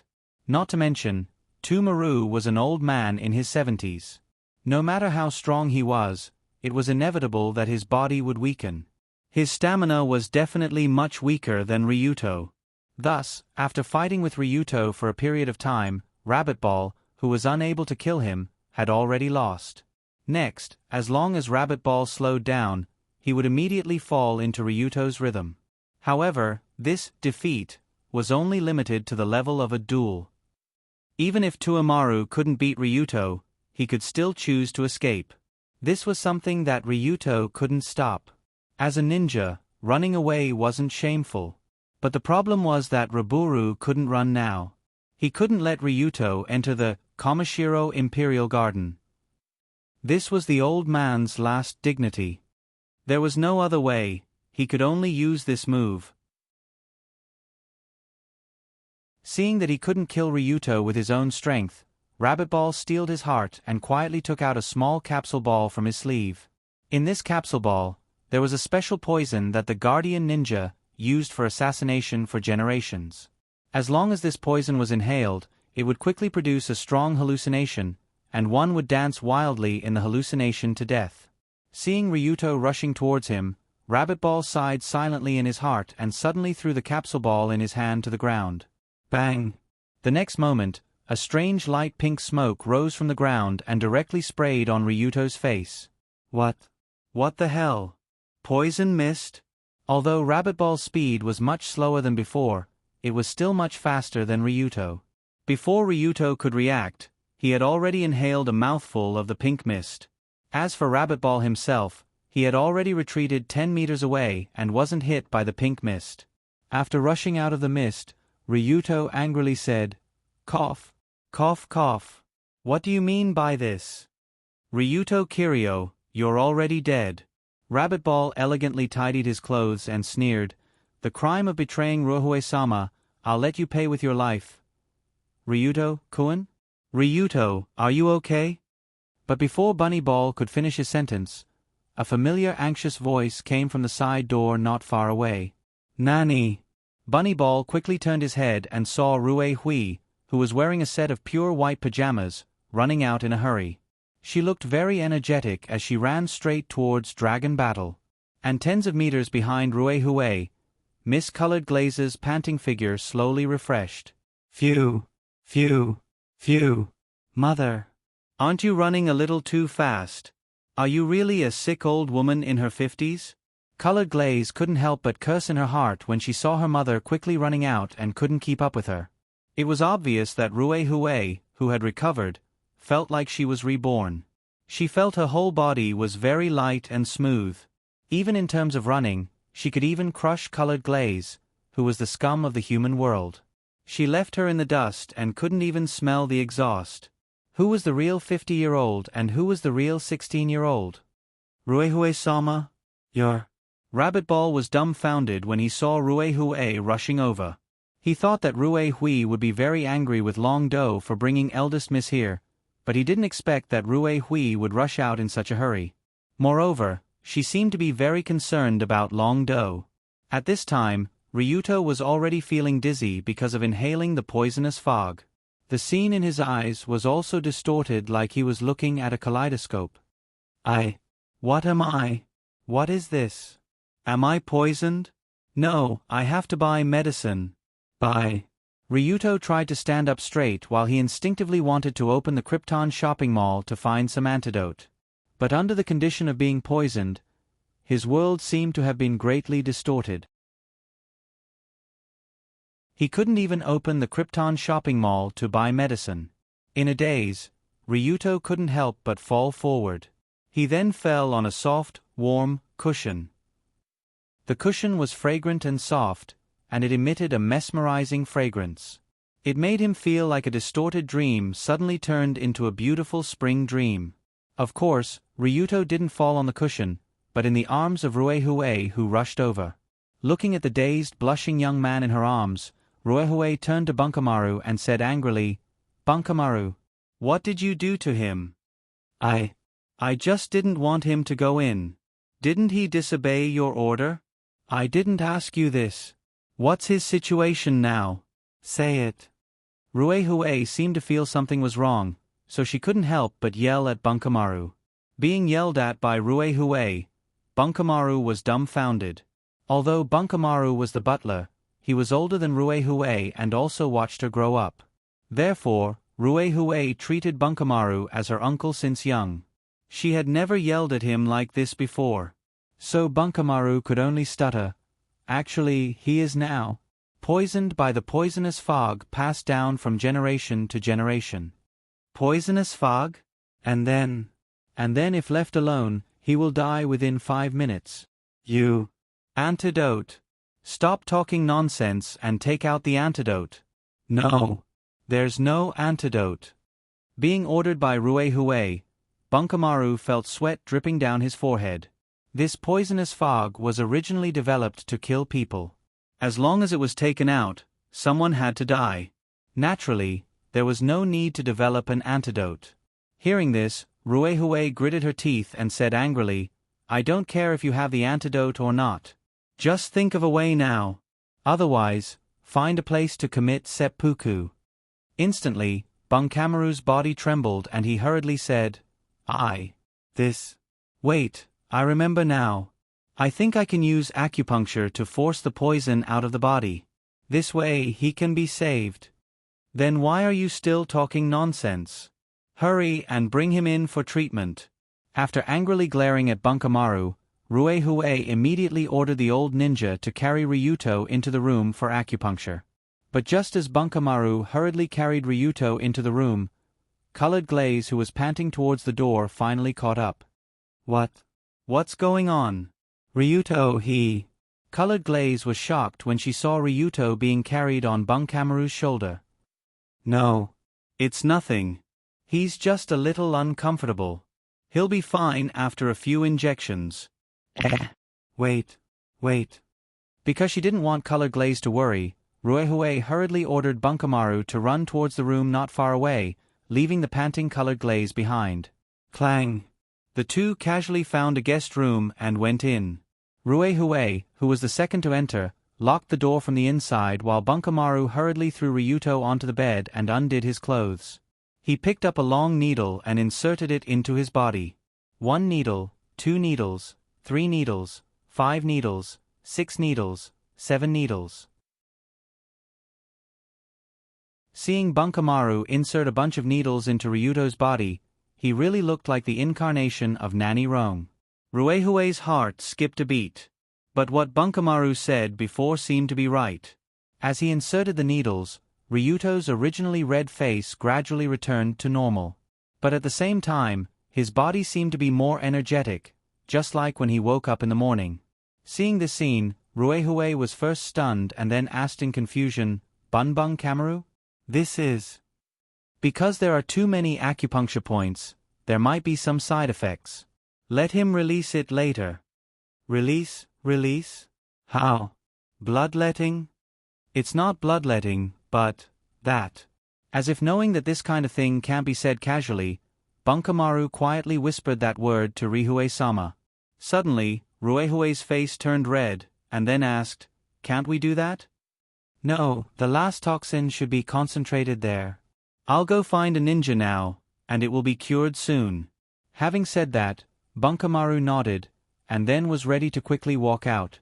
In the world of ninjas' work also includes this kind of treatment.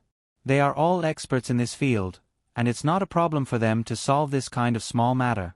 But before Bunkamaru took 2 steps, Ruehue hurriedly stopped him, and then said with a red face, "Don't go find. I'll treat it."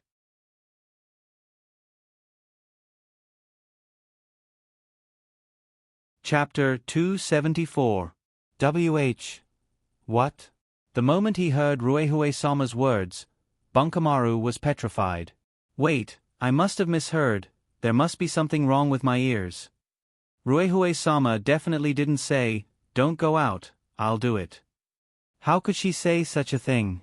Because if he were to heal the dragon now, it would mean that he would need to... No way, right? Seeing the dull expression on Bunkamaru's face, Ruehue-sama sighed slightly. "Ryuto, Kuin's acupuncture points were sealed by you before, that means he should be clean until now, right?" Theoretically, that's right. In Bunkamaru and Ruehue-sama's understanding, Ryuto was still in a sealed state, but because of the acupuncture treatment just now, the seal was broken. Then if that's the case, just find a random female ninja to help him. That would be too unfair to Ryuto, Kuin. Ruehue-sama shook her head slightly. It's not that Ruehui looks down on her ninja, but she knows that those ninja are a group of experienced ninjas. Asking them to help is a bit... well, it's a bit disrespectful to Ryudo-do, the kind that casually smears his innocence. Generally speaking, in this case, Colored Glaze should be the one to help, but the problem is that Colored Glaze's current identity is very special. Before solving the problem of Yatsuki, Ruehue-sama couldn't let Colored Glaze have anything to do with Ryuto, so as not to lose the last protective talisman. Therefore, in the case that Colored Glaze can't help, Ruehue-sama can only do it herself. But, Ruehue-sama, you... Okay, Bunkamaru, you go out first, just find a reason to block Colored Glaze, don't let her come in. This, sigh. Seeing that Ruehue-sama had made up her mind, Bunkamaru sighed deeply and walked out with heavy steps. What the hell is this? When he walked out of the room and left the guest room for Ruehui and Ryuto to detoxify, Bunnyball really wanted to pierce his own head with a needle. He originally wanted to kill Ryuto, who had betrayed Ruehui-sama. Who knew that he would make such a big mistake, even causing Ruehui-sama to be sacrificed. According to Bunnyball's knowledge, Ruehui-daran had never been close to a man since she was young. However, she took the initiative to accept this strange job. To her, this was too... Wait a minute. Could it be that... It couldn't be? At this moment, Bunny Ball suddenly recalled the incident where Rue Hui and Ryuto stayed in the room for an entire afternoon. Although Rue Hui and Ryuto were innocent at that time, judging from the situation after young mistress broke in, the two of them should be taking an afternoon nap together. This was enough to make one's imagination run wild. With Rue Hui-sama's identity, how could she take an afternoon nap with a young man who could possibly be her son-in-law in the same room? This was the most ridiculous thing in the world. Unless Rue Hui-sama really liked Ryuto. It wasn't the kind of love that a mother-in-law would have for her son-in-law. It was the love of a woman.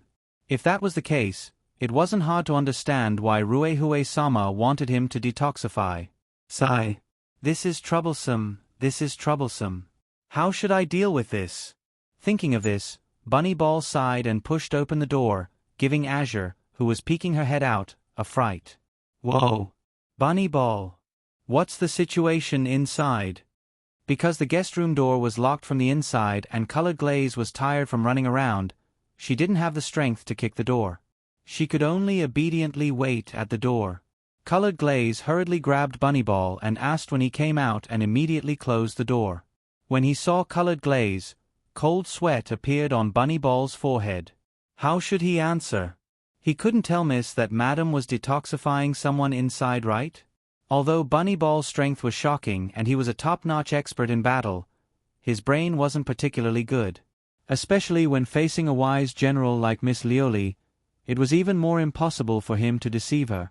Thus, he could only awkwardly say, "This, is it, still okay inside?" Why is it a rhetorical question? Colored Glaze frowned and asked again, "I'm asking you how is Ryuto's situation now?"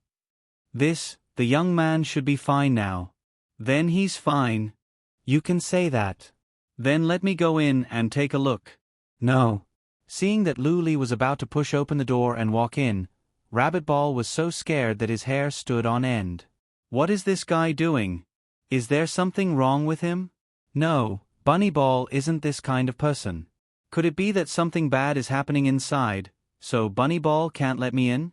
After being startled by Bunny Ball's sudden outburst, Colored Glaze paused for a moment before quickly grasping the crux of the problem. If Ryuto was really fine like Bunny Ball said, then this old butler definitely wouldn't block the door and purposely prevent Colored Glaze from entering.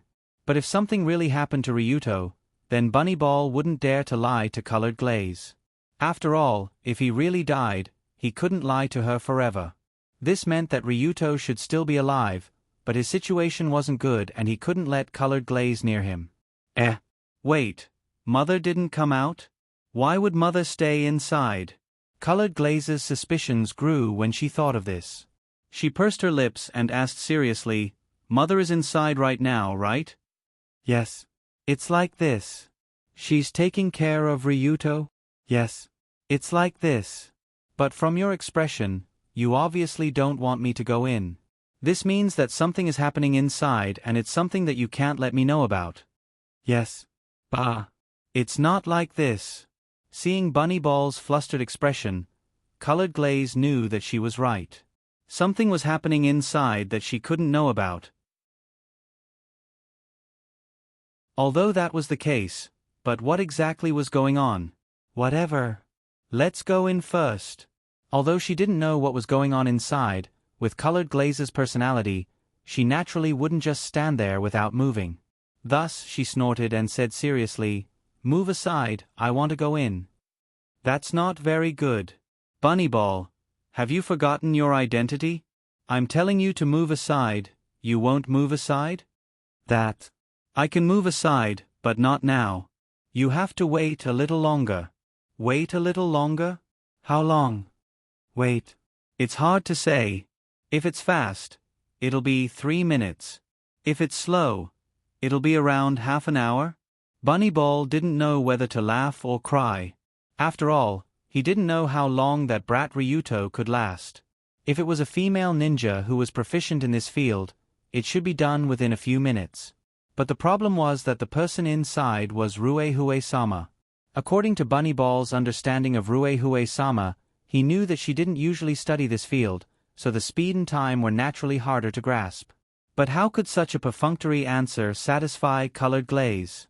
Thus, Colored Glaze took a deep breath and rushed towards the door without hesitation. She tried to push Bunny Ball away. Seeing Colored Glaze rushing over, Bunny Ball could only smile bitterly and block her while shouting, Miss, you really can't go in.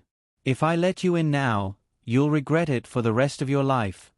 "Nonsense, if I don't go in now, I'll regret it for the rest of my life. Who knows what you did to Ryuto? Ruehue-sama is inside now. Even if you don't believe me, I have to believe your mother." "Mother?" Hearing this, Colored Glaze's expression became worse.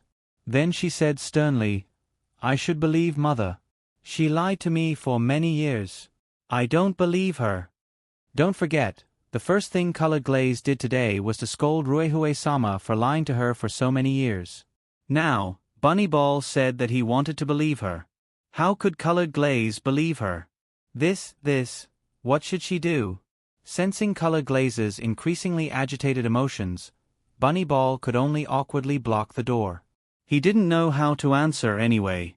He could only try his best to block her and not let her in. Otherwise, if Miss Lioli entered the door now and saw the scene inside, she might faint on the spot and break off a relationship with Madame Rue after waking up. If that was the case, then Bunny Ball would become the eternal sinner of the Kamiyoshi clan. Then he would have to find a place to commit seppuku. However, a series of farce was happening in front of the guest room. Colored Glaze and Bunny Ball were arguing endlessly.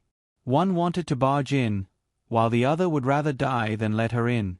Ryuto, who was at the center of all this, was in a strange state. Floating. In his half-awake state, Ryuto felt like his body was floating. His body was floating in the clouds. Some parts of his body could feel the soft touch of the clouds. Most importantly, he could still smell a familiar fragrance in his nose. This fragrance. Who was it again? Even for Ryuto, this fragrance was too recognizable. When he smelled this fragrance, he thought of a person. But because of the strange state he was in, he couldn't think of who that person was. But no matter what, this floating state made him feel very comfortable. It was as if he had rushed to the top of the sky and was about to rush out of the universe. Suddenly, Ryuto felt like he was falling and his eyes slowly opened. "Ryuto-kun, you're awake." The moment he opened his eyes, what appeared in front of Long Do was the extremely familiar face of Lu Li.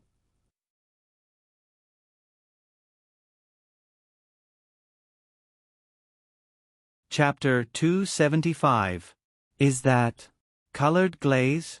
When he saw her face, Ryuto was slightly relieved, because it meant that he was fine. The moment he regained consciousness, Long Do realized what had happened to him. He had been poisoned by the old man from the cat house, Bunny Pill. Should I say that he's a ninja, using poison when he can't win? How despicable. But I can also get some similar poison bullets in the future. Those things are really useful. Although Ryuto's consciousness was gradually recovering, his eyes were still a bit blurry, but Colored Glaze's pretty face was still very clear. From Ryuto's point of view, the current Colored Glaze seemed a bit strange.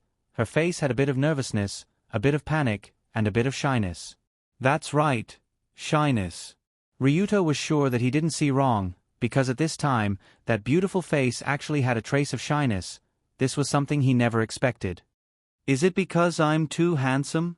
She's shy even at this time? Thinking of this, Ryuto couldn't help but grin. Then he reached out in a daze to hug Colored Glaze's shoulder and pulled her into his body. Ah!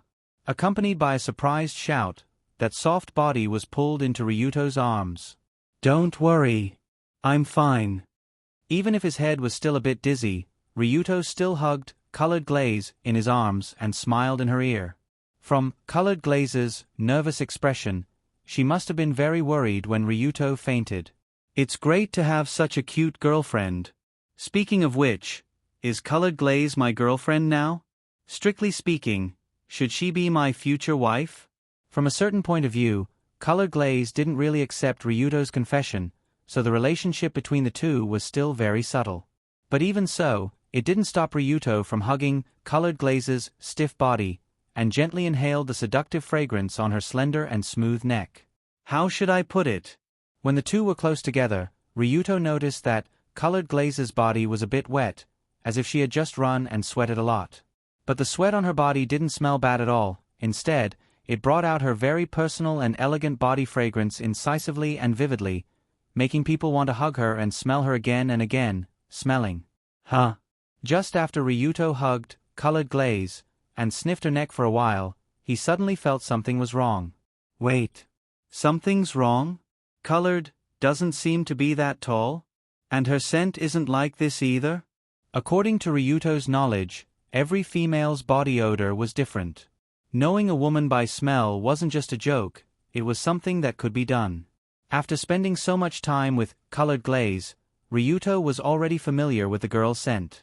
Although the one in Ryuto's arms had a similar scent to Colored Glaze, there was still a clear difference between the two. Compared to Lu Li's body fragrance, this kind of body fragrance was more rich and lingering. One could feel the intoxicating charm that seeped into one's heart like a jar of golden osmanthus wine after years of accumulation. Ryuto only knew one person like this in his life. No. It can't be. Could it be? Suddenly, Ryuto shook his head slightly to clear his mind. Then, he moved his head away from her swan-like slender neck and turned his head to look at her beautiful face that was capable of causing the downfall of a city. Because Ryuto's mind was clearer now, when he saw the blushing face, he felt like he was struck by lightning, and his mind went blank. Indeed, the face was 70% to 80% similar to Colored Glaze, or rather Colored Glaze looked 70% to 80% similar to her. After all, the two of them were mother and daughter. Yes, mother and daughter. At this time, under Ryuto's stunned gaze, Rue Hui, who was being stared at and held in his arms, teased, "Ryuto, Kun, good morning."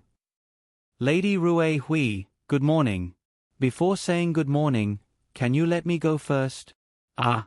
After being reminded by Rue Hui, Ryuto realized that he was still holding her in his arms like an old pervert, and he was holding the master of Kamiyoshi on the bed.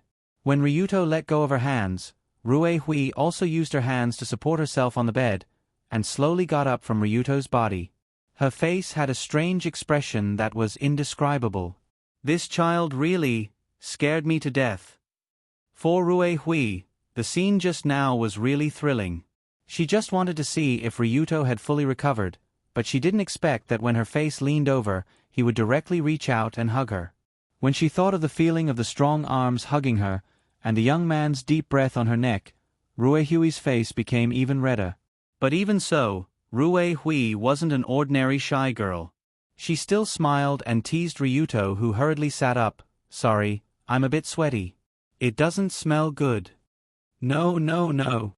Ryuto heard her and quickly waved his hand. "It's not like that. Lady Rue Hui's body smells very... Bah. What am I saying? Doesn't this make me look like a pervert?" When he thought of how he just held Lady Rue Hui in his arms and smelled her for at least 10 seconds, Ryuto felt a rush of blood to his brain. It was the first time in his life that he felt so embarrassed. At this time, he could only sit on the bed like a primary school student who made a mistake. His hands were behind his back, and his head was slightly lowered, as if he didn't dare to look at anyone. Okay, just now. It was just an accident. Let's not talk about it anymore, okay?" When she saw Ryuto's restrained appearance, Rue Hui smiled and took the initiative to speak. But what Ryuto didn't notice was that when she said, "just now," her tone was slightly trembling. After all, the accident that Ryuto was thinking now was not the same as the accident in Rue Hui's mind. In fact, the accident was over before Ryuto woke up. Okay. After hearing Lady Rue Hui's words, Ryuto was slightly relieved. Then he quickly put on his shoes and stood up from the bed.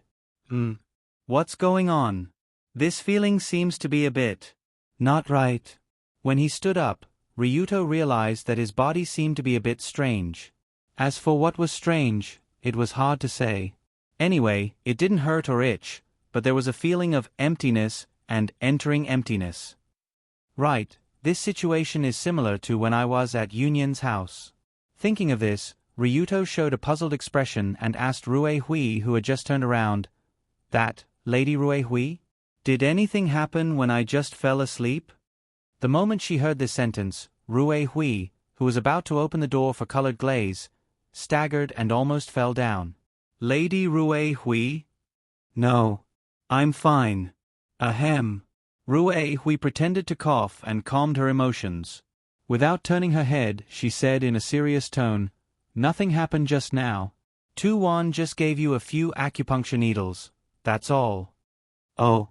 Alright, I think that should be the case. That feeling was probably just my imagination." Since Lady Rue Hui said so, Ryuto didn't think too much, but followed Rue Hui out of the room. But when he walked out, Ryuto unexpectedly found a strange situation. That was, Lady Rue Hui's legs didn't seem to be very nimble. She seemed to be trembling when she walked. Was it very stable? Why is this? Could it be that Lady Rue Hui's illness hasn't fully recovered after taking the Hooligan 100 Immortals pill? That's why she walked so strangely? Thinking of this, Ryuto looked at Rue Hui's upper body again, but after seeing the white neck exposed from the collar of the kimono, his face couldn't help but blush. Kimono was a type of clothing that had a strong appeal to a woman's neck. It would make people feel that that part of the neck was especially beautiful. On the other hand, Madame Rue Hui was a devastatingly beautiful woman, so her neck was naturally as white and slender as a swan's. When he thought about how he just hugged her and smelled around her neck for a long time, Ryuto had a feeling of shame. Although Lady Rue Hui said not to mention this matter again, I'm afraid that for a long time in the future, as long as Ryuto saw her neck, he would remember his hooligan behavior at that time. It was really too embarrassing. But then again, Lady Rue Hui's body fragrance is really nice, and it seems like the one floating beside me in my dream is also this smell? Although he knew that he shouldn't think too much, Ryuto couldn't help but think of the dream he had before, where he was floating on the clouds. When he was floating on the clouds, his body was surrounded by this nice body fragrance. Now that he thought about it, it should be because Lady Rue Hui had been taking care of him, that's why he kept smelling that fragrance.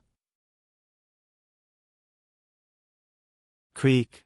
While Long Do was letting his imagination run wild, Rue Hui, who was walking unnaturally, pushed open the door to the guest room, giving Rabbit Ball and Azurite, who had been confronting each other for a long time, a fright.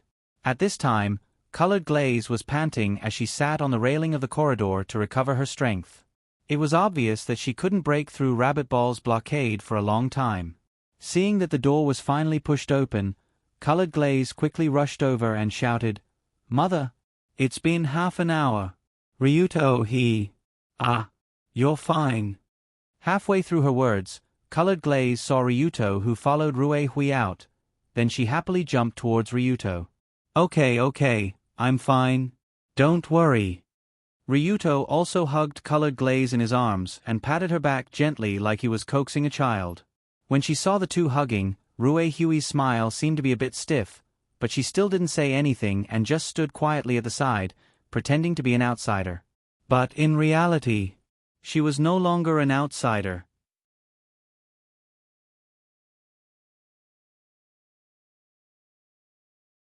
Chapter 276. After Ryuto woke up, what happened next was quite simple. Rue Hui first scolded Ryuto for being an idiot who didn't know how to appreciate her feelings. Then, when she heard that Ryuto had spent 1 billion yen to purchase the elixir, she took the initiative to subsidize him with 2 billion yen. "Take it for now. Don't be shy. If you don't have enough, come find me." Before leaving, Rue Hui smiled and waved at Ryuto. She was obviously in a good mood. Especially when she was giving money to the Dragon Battle Flower, her expression and demeanor were completely like a beautiful rich woman who had a gigolo as her mistress. "What's going on? Why does Mother seem a bit off today?" When Ryuto was about to leave in his car, Colored Glaze secretly sized up Rue Hui, who had come to the door to send him off, from behind. After looking at her from head to toe, she found that there was something off about her. How should she describe this feeling? It wasn't as simple as Rue Hui's illness being cured because of the elixir. Instead, it was as if her mental state and the aura she gave off were different. If the previous Ruehue Kanzaki had been a dignified, elegant, and generous Kanzaki family head, then the current Ruehue Kanzaki seemed like a woman? Actually, this was a bit strange. After all, Ruehui was a woman to begin with. Why did she look like a woman? But in reality, Colored Glaze had never thought that mother was a woman before. Because before this, Ruehui had mainly shown the strong side of its Kamiyoshi, showing the imposing demeanor of a pillar of the entire family. Even when she was with her daughter, Colored Glaze, she did her best to control herself and not reveal too much of her maternal instincts. But now, Ruehui was actually unconsciously exuding the strong charm of a mature woman? This wasn't the aura a Kamiyoshi should have as the head of the family. Instead, it was the kind of aura a woman would give off when facing the opposite sex that she liked. This was the first time she had seen her mother reveal such a feminine side since she was a Colored Glaze. Even when she followed her mother into the room, Luli watched her walking posture from behind and felt that her waist, buttocks, and legs gave her a completely different feeling when she moved. Colored Glaze? What's wrong? Why are you looking at me? Ruehui seemed to have noticed her daughter's gaze. She was about to return to her room when she turned around and glanced at her in confusion. Then, she casually brushed away a few strands of hair that had fallen to the corner of her eyes. This flirtation was as mature as a peach and exuded a strong sense of femininity. Even a daughter like Colored Glaze could not help but feel her heart palpitate. Oh my God! How did you become like this? For a moment, Colored Glaze didn't know what to say to her mother. It was as if Ruehui had suddenly become a different person. Although it seemed like she was still the head of the family, deep down. Yep, deep down, deep down, deep down. Only Ruehui herself knew how deep down she had changed. After Ruehui returned to her room and closed the door from the inside, she directly laid on the bed without any grace and hugged the blanket beside her to cover her face. How could I do such a thing? This is too ridiculous. Ruehui couldn't help but blush when she thought about what she had done in that guest room not long ago. She even felt like dying from embarrassment. But that feeling was quite good. Gulp. Ruehui couldn't help but gulp when she thought about that feeling of floating in the air. Speaking of which, Ruehui wasn't a robot without feelings or needs. She had just been suppressing her own emotions and her feminine side. But as the saying went, a woman at 30 is like a wolf, at 40 is like a tiger, and at 50 is like sitting on the ground and sucking dirt. Due to her family's hereditary disease, although Ruehui was actually over 50, she still had the physical condition of a 30-year-old. In other words, she was now both a wolf and a tiger, and at the same time sucking dirt. It was terrifying. The reason why Ruehui had been able to suppress her feminine side before was mainly because she was smart and had a high EQ, so she could control herself. Plus, she was busy with work, so she was busy with things that she shouldn't be thinking about, so she just let it be. But just because she didn't think about it didn't mean it didn't exist. The water in this dam couldn't be released, and it had been accumulating for several decades. When this dam suddenly burst open, it naturally felt like there were 10,000 horses galloping, 10,000 streams surging, covering the sky and earth. It's over. It's over. Why is my mind filled with that? Ruehui had originally planned to lie down on her bed and rest, but who knew that the moment she got up, her mind would be filled with Ryuto, his young and strong body, as well as her extremely embarrassing actions. The more she thought about it, the more Ruehui felt like she couldn't sleep at all. She kept tossing and turning, until she felt dizzy and entered a dream. In her dream, Ruehui seemed to be dreaming of the man who had completely entered her life not long ago. She dreamed of his young, tender, and loving face. Ill-fated relationship. It's really ill-fated. Even in her dream, Ruehui couldn't help but think like this, because this was indeed a strange relationship that she absolutely couldn't let others know. In this tangled time passed day by day. In the blink of an eye, the hot summer had completely passed, and the slightly sad autumn also quickly came to an end. The weather in the middle of October was a state between autumn and winter. It wasn't too cold, but it was more or less a bit cold. It was a relatively comfortable kind. Around 5 o'clock in the afternoon, in the lobby of the Tokyo Emperor Hotel, located in the bustling downtown area of Tokyo, a unique mobilization meeting was being held in full swing. Standing on the temporarily built podium in the lobby was a man who looked gentle and weak, but gave people a strange kind of courage. And under the podium, there was a group of bodyguards wearing a uniform black uniform. They had a strong body and sharp eyes. At first glance, it was obvious that they had experienced hundreds of battles. On the uniforms of this group of bodyguards, there was a golden dragon swirling sky badge. This was the proof of membership of Tokyo's largest security company, the Rulong Security Company. After more than half a year, people in Tokyo were no longer unfamiliar with this security company. It was said that the members of this security company were all smart and capable, and the leader was also smart and farsighted. In just half a year, their name was well known, and they almost took over the security work of half of Tokyo's rich circle. The success rate was 100%, and they absolutely guaranteed that the employer would not suffer any damage during the period of protection. This was the promise given by the Rulong Security Company, and they did indeed achieve this. How could they boast such a big mouth, and also be able to smoothly complete it? There were rumors that the Rulong Security Company was inextricably linked to the current Tokyo and even Japan's largest extreme organization, the Black Hand Alliance. In the past half a year, the Black Hand Alliance, an extreme overlord formed by the Rulong Group, the Big Dipper Alliance, and the Black Hand Alliance, had fully demonstrated their absolute authority in various areas. They gathered and managed intelligence through the nightclubs and other departments under the Black Hand Alliance. Then, the Rulong Group members, supported by the Big Dipper Alliance, carried out the cleanup and encirclement. In just a few months, the Black Hand Alliance had almost all of the extreme forces in Tokyo, big and small. They killed, chased away, and collected income. After such a reorganization, the entire underworld of Tokyo was now almost ruled by the Black Hand Alliance. Nothing could escape their eyes, and no one could be unreasonable in front of them. With such a behemoth behind them, the business of the Rulong Security Company naturally grew bigger and bigger. When most of the people in the underworld heard that their targets were protected by this company, they would automatically give up assassinations, kidnappings, and extortion, lest they were caught and thrown into the Gulf of Tokyo to feed the fish. At this time, there was a saying in the underworld of Tokyo: if you don't worship the Black Hand Alliance when you enter Tokyo, you will be in big trouble. Although it was half a joke, it was enough to let people clearly understand the identity of the Black Hand Alliance in the Tokyo area. It was no exaggeration to say that they were the real, underground emperor. And today, even the security of the Saitu Guild young lady, Saitu Dunia's 16th birthday ceremony was completed by this special security company. As everyone knew, the Saitu Guild was a famous fighting organization, but today, the security of such a big venue was handed over to an outsider. This also showed the ability of the Rulong Security Company. Seeing that it was almost time for the opening of the banquet, the general manager of the Rulong Security Company, Takahara Masato, stood in the hall and commanded the bodyguards below, "Remember, today is Miss Dunia's coming-of-age ceremony. No mistakes are allowed, understand?" "Understood."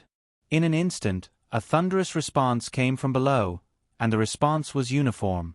It was obvious that this group of bodyguards had undergone very formal training. What should we do when the guests arrive later? Serve them with smiles. Welcome them warmly. What if someone causes trouble later? Take them to the toilet. Beat them half to death. Yes, let's get to work. Following Gao Yuan's order, a large group of professional bodyguards who had been promoted from the Rulong Group quickly scattered around the Tokyo Emperor Hotel and began to guard their posts. Soon after, as magnificent cars drove toward the hotel one after another, the grand coming-of-age ceremony of the Princess of the North slowly began.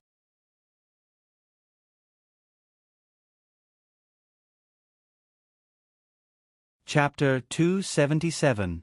While the guests were slowly taking their seats, on the 50th floor of the Tokyo Emperor Hotel, in the room where Ryuto kidnapped Dunia, a girl was in the bathroom, letting the warm water flow over her body. 16 years old. After today, I'll be 16 years old? At this time, as the main character of this coming-of-age ceremony, the little princess of the north, Dunia, was taking a bath in the room while slowly thinking about her future and life. For the previous Dunya, she always felt that these things were very far away from her. Things like becoming an adult, graduating, getting a job, getting married, and so on.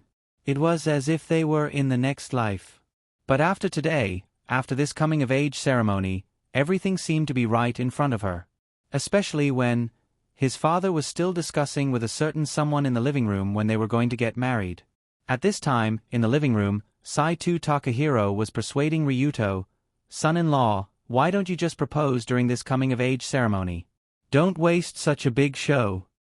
"Uncle Takahiro, she's only 16, I'll be 17 soon, there's no need to be in such a hurry." After hearing the words of the curator of the Saito Guild Hall, Ryu-do, who was wearing a handsome black suit, didn't know whether to laugh or cry. After half a year, Ryuto, who was almost 17 years old, was obviously a lot more mature than when he first came to the warehouse. Especially after getting involved in the Black Hand Alliance and the Rulong Security Company, his aura as the Extreme Dao Master became more and more intense. In this case, even if Ryuto stood next to Saito Takahiro, his aura didn't lose at all. It was impossible to tell that they were father-in-law and son-in-law. Of course, this father-in-law and son-in-law relationship was something that Takahiro blindly believed. For the time being, Ryuto didn't plan to marry Dunya so soon. The two of them were still too young. Although Japan had a rule that one could get married at the age of 16, there weren't many people who would actually do so. Most of them had no choice but to do so after getting pregnant. However, Wu Hong's words gave him a different feeling. He raised his eyebrows and glared at him. "Hey, don't tell me you're not going to deny it after eating it. Eat up." Ryuto's eyes widened when he heard that. "Don't insult my innocence for no reason. What did I eat and wipe away? You're still denying it? Dunya often went to look for you and even stayed at your house. I don't believe that you haven't done anything to her." At this point, Wu Hong crossed his arms in front of his chest with an attitude that said, "If you don't admit it, I'll beat you to death." It was as if he didn't feel that his words were embarrassing at all. Why would I do anything to Dunya? I really didn't." Suddenly, Ryuto didn't know whether to laugh or cry as he quickly shook his head. Indeed, in the past few months, Dunya did come to look for him frequently and even stayed overnight at the Rulong Group headquarters. However, how could Ryuto do that to Dunya? After all, compared to Yunyan and Colored Glaze, who were even more intimate, Ryuto and Dunya were just bad friends until now. The two of them were on good terms, but they didn't have any romantic feelings. On one hand, it was because Dunya was still young and she hadn't opened her eyes to love. On the other hand, Ryuto felt that she was too young to do anything to her. Therefore, in this period of time, Ryuto, Yunyan and Colored Glaze often kissed and hugged, but he always treated Dunya as a friend. Not to mention doing anything to her, he didn't even kiss her. Who knew that after Ryuto said this, Wu Hong became even angrier. He said angrily, "Oh, then you're looking down on my daughter. Why would I? I still like Dunya, it's just what? It's just that I still can't see her as a woman. You know, whether it's her body or her personality." Although he didn't want to say this in front of Wu Hong, Ryuto had no choice but to say it. Did he like Dunya? Yes, he did. But liking her didn't mean that they had chemistry. Until now, Dunya didn't give Ryuto a moment of chemistry like Yunyan and Colored Glaze. Even if they shared a cup and kissed indirectly, neither of them would blush or have their hearts beat faster. It wasn't because Dunya was pretty or not, it was because the two of them got along too naturally and didn't have chemistry. It was just like how childhood sweethearts who were too familiar with each other wouldn't fall in love with each other. Well, it's not that I don't understand. Hearing this, Wu Hong couldn't help but sigh and smile bitterly. Compared to the child's mother, Ovila, she really doesn't have any feminine charm. Although Dunya looked cute, she didn't have any feminine charm. This was a fact that Wu Hong couldn't deny, especially when compared to her mother. In fact, from Dunya's doll-like beautiful appearance and Wu Hong's rough appearance, it wasn't hard to see that Dunya's mother had beautiful genes. The woman that made Wu Hong abandon his position as the successor of the Saito Club and stay in the snowy northern kingdom, and even fall out with his family to marry her, was a world-famous ballet dancer. At the same time, she was also the chief dancer of the Moscow Lavsky Theatre Ballet Company. Back then, Ovaila wasn't just beautiful. Her outstanding temperament and elegant figure made people fall head over heels for her. She was even known as the Northern Kingdom Princess, and was treated as a national treasure by the entire country. Wu Hong was attracted by the beauty and temperament of the Northern Kingdom Princess. Coincidentally, when Ovaila was being forced by a nobleman, he stood up and chased away all the lackeys sent by the nobleman. That was how he won the heart of the beauty. It's a pity that Ovaila died young. Dunia followed me, a rough man. Naturally, she was influenced by my rough habits. It's all my fault. When mentioning his late wife, Wu Hong's tone couldn't help but become gloomy. If Ovaila didn't die so early, Dunia wouldn't have followed her mother for a longer time. She wouldn't have become such a tomboy. She would have been an elegant little princess. Don't say that. No one wants that. Suddenly, Ryuto walked over and patted Wu Hong's shoulder. Obviously, he understood the feelings of his future father-in-law. However, just when the two men were chatting in the hall, a slender figure was standing at the corner of the hall with her back against the wall. Speaking of which, Dunia had just finished showering and changed into a beautiful princess dress. She was preparing to quietly go out to receive the praise of her father and Ryuto, but she didn't expect that when she came to the corner, she would hear such an unexpected conversation. So that's how it is. I don't have the charm of a woman? Originally, Dunia had just passed her 16th birthday. She had suddenly turned from a young girl into an adult. She was somewhat anxious about the future. But at this time, she heard the conversation between Ryuto and Wu Hong. Her mood became even worse. So, Dunia didn't dare to let the two know that she was here. She quietly returned to her room and stood in front of the large full-body mirror to look at herself. Her reflection in the mirror was a young girl with unparalleled beauty. At this time, Dunia was wearing a gorgeous princess dress decorated with ribbons and lace. Coupled with her long silver hair that flowed down like a waterfall, her skin that was as white as porcelain, and her facial features that looked like they were drawn with a ruler, she was as beautiful as a dream. If all other factors were excluded, Dunia's beauty was actually top-notch. Compared to Yunyan and colored glaze, she was even better. But, if a man had to choose a wife, his first choice wouldn't be Dunia. At least, Ryuto's first choice wouldn't be her. And the reason for this, Dunia was actually well aware of it. Charm of a woman. I've never thought about this before. Dunia, who was standing in front of the full-length mirror, sighed slightly. She slowly took out a pendant from her white neck. As the pendant opened, the small photo inside was exposed to the young girl's eyes. In the photo were two women, one big and one small. The small one looked innocent and very cute. The big one was elegant and moving. Her whole body emitted a strong aura of beauty. This photo was a photo of Dunia and her mother, Ovaila. It was also the last photo of Ovaila before she passed away from illness 10 years ago. Her mother in the photo was just like how Dunia remembered her. Not only was she beautiful and moving, but she also had a special charm. Her every frown, every smile, every action seemed to attract the attention of others. The spotlight on the stage uncontrollably fell on this princess of the Northern Kingdom. Ovaila was a woman with this ability. However, although Dunia inherited Ovaila's beauty, she obviously didn't inherit her temperament. Or rather, she didn't have the time to inherit her temperament. After looking at the photo, Dunia couldn't help but slowly lower her head to look at her feet that were wearing round leather shoes. She recalled the scene when her mother taught her ballet when she was young. Dance is a kind of magic that brings out a girl's charm to the extreme. Dunia is so beautiful. If she learned how to dance, who knows how many boys would fall for her when she grows up. Hee. Back then, her mother said as she reached out to stroke Dunia's little head. Then, she gave her a pair of ballet shoes that were specially made for her younger daughter. Even if Dunia was a few times heavier than a normal person, as long as she had this pair of shoes, she would be able to dance lightly and gracefully. That was obviously what Ovila had in mind back then. It was a pity that all of these dreams had vanished with Ovila's departure. Since her mother passed away 10 years ago, Dunia never practiced ballet again.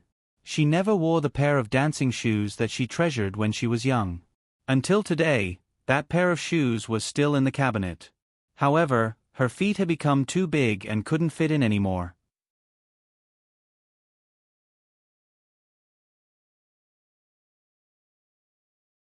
Chapter 278. The Pearl of the Northern Kingdom, the daughter of Moscow's top dancer, Ovila, didn't know how to dance. She was also a rough, clumsy little bear who only cared about fighting and drinking vodka. Thinking of this, Dunia couldn't help but smile bitterly. She then looked at the girl in the mirror who was only beautiful, but was actually a tomboy. For the first time, she couldn't help but feel disgusted with herself. Mother is obviously an elegant and noble woman. Am I disgracing her like this? Originally, Dunia was already at the age of 16 and had just entered adulthood. After suddenly understanding the gap between her and her mother, the feeling was like adding salt to the wound. It was obviously a once-in-a-lifetime, coming-of-age ceremony. She was wearing the best clothes. She was dressed like a little princess. Her entire family and many friends came from afar to celebrate with her. But now Dunia couldn't feel happy at all. She even felt like a clown, and wanted to leave here as soon as possible and find a place where no one was. Knock, knock, knock, knock. At this time, there was a slight knocking sound from the door, followed by Ryuto's signature voice. Hey, Dunia, have you changed your clothes? Yes. Then can I come in? Yes. After getting Dunia's permission, Ryuto pushed the door open and walked in with a smile. Oh. Today's little princess is so beautiful. Seeing Dunia's exquisite clothes, Ryuto couldn't help but give her a thumbs up. Indeed, Dunia was a stunning beauty to begin with, and after washing up and dressing up, she looked like a fairy from an oil painting that had descended to the mortal world. It made people want to give her a whirlwind and throw her around. But in the face of Ryuto's praise, Dunia just glanced at him and walked out. At the same time she said, "Let's go, the banquet is about to start." Oh. What happened? Following Dunia outside, Ryuto couldn't help but feel a little puzzled. Although his nerves were a bit thick, he could clearly feel the strange aura from Dunia. What happened to her? It's my birthday and coming-of-age ceremony, why is she so unhappy? Is it because there's no vodka to drink? Or is it because there's no cream pancake to eat? Poor thing. After going back, I'll ask someone to prepare more vodka and cream pancakes for her to eat. Long Do didn't think too much about Dunia's strange mood at this time. He simply summed it up with a reason that a young girl might be unhappy with. And in this coming-of-age ceremony, Dunia's performance was very normal. All the members of the Sai-Tu Guild Hall, who came from afar, sat in rows in the banquet hall. Under the warm hospitality of Wu Hong and the other members of the Sai-Tu Guild Hall, this banquet could be said to be very enjoyable for both the guests and the host. Especially when Dunia, dressed in a gorgeous dress, walked to the podium to speak as the protagonist of today's banquet, her maturity and sense of steadiness surprised everyone. Oh, Dunia is so steady today, it looks like she really grew up. When Dunia finished her speech and walked down the podium, Ryuto clapped his hands and smiled at Colored Glaze and Yunyen who were sitting next to him. Because today was a banquet occasion, the two beauties wore a very standard dress, but Colored Glaze's was a Japanese dress, and Yunyen's was a Western dress. These two beauties sitting next to Ryuto gave people the feeling of one foot on two ships, two big aircraft carriers. It was really a pity, like two flowers inserted in a giant cow dung. But at this moment, Colored Glaze slightly raised her eyebrows and sneered, "Do you think Dunia suddenly grew up, so that's why she looks like that?" Huh. Otherwise. At this time, Colored Glaze had already hinted at something, but Ryuto obviously didn't notice it. Idiot, she obviously has something in her heart, and she's depressed, so that's why she's like this. You really don't understand a woman's heart. Seeing Ryuto's dull look, Colored Glaze really wanted to punch him. Although Dunia had been pretending as if nothing had happened, Colored Glazer's sharp eyes and meticulous thoughts naturally saw through that guy's underwear at a glance. Without a doubt, Dunia was feeling depressed because she didn't know what was going on. The most exaggerated thing was that Ryuto actually didn't see it at all, which made Colored Glaze feel pity for his nerves that were thicker than steel. How did this young lady fall for this fellow at that time?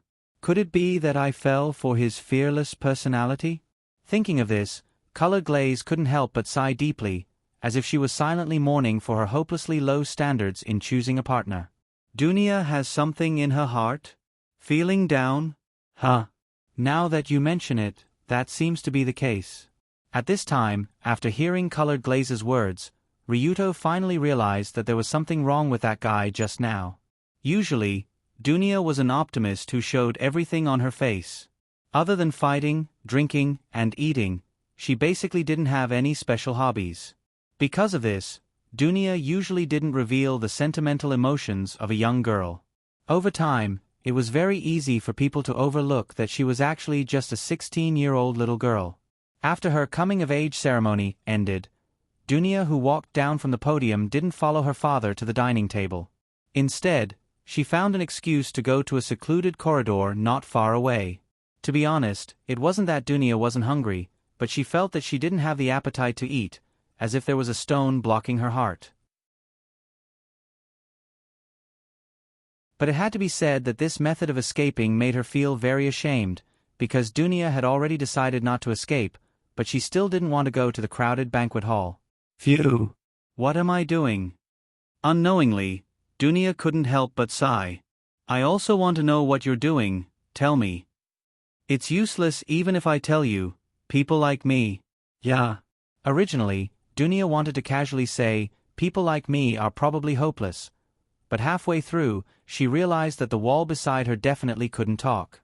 So Dunia quickly turned her head and saw that Ryuto's figure in a black suit was already here, looking at her with a curious gaze. When she realized that the sentence just now was actually Ryuto's question, Dunia almost instinctively broke into a run, throwing her determination to not escape into the smelly ditch. Whoosh! But before Dunia could run a step, a warm, wide hand grabbed her right wrist, and then the seemingly light, but actually heavy body was pulled back. Hey, immediately running when you see me, are you acting out a Cinderella? Speaking of which, your crystal shoes didn't fall off? After pulling back Dunia, who wanted to run in a hurry, Ryuto looked at her feet wrapped in white stockings and leather shoes, as if he was questioning why the shoes were still firmly on her feet. When she was pulled back by Ryuto, Dunia first snorted, then lowered her head and said in a small voice, What does it have to do with you? Although she was pulled back by Ryuto, Dunia was actually still in a depressed state, so she wasn't in the mood to mess around with this idiot. What's wrong? Is there something you're unhappy about? Who pissed you off? Should I beat him up to help you vent your anger? Seeing that the little girl was unwilling to talk to him, Ryuto put his arm around her shoulder as usual, and pretended to be a boss as he spoke into her ear. Who knew that after Ryuto put his arm around her shoulder, Dunia's face turned red, and she quickly shook her shoulder to shake off his stinky hand, and then quickly stepped back a few steps. What's wrong? Why is this guy like a little hedgehog today? I can't even get close? Ryuto, who was shaken off by Dunia's hand, was somewhat puzzled at this time. After all, if it was normal, Dunia would tell him immediately if she was unhappy about something. Weren't the two of them good buddies who could talk about anything? Why did it suddenly become like this? He couldn't even hug her shoulder? Just as Ryuto was puzzled, the small phone in his pocket vibrated a few times, indicating that there was an incoming call. Sorry, I have to take the call first. After saying goodbye to Dunia, Ryuto turned around and took out the anti-eavesdropping phone that Sensible specially made for him. He pressed the answer button. From the caller ID, it was one of the 3 leaders of the Black Hand Alliance, Kai Yang.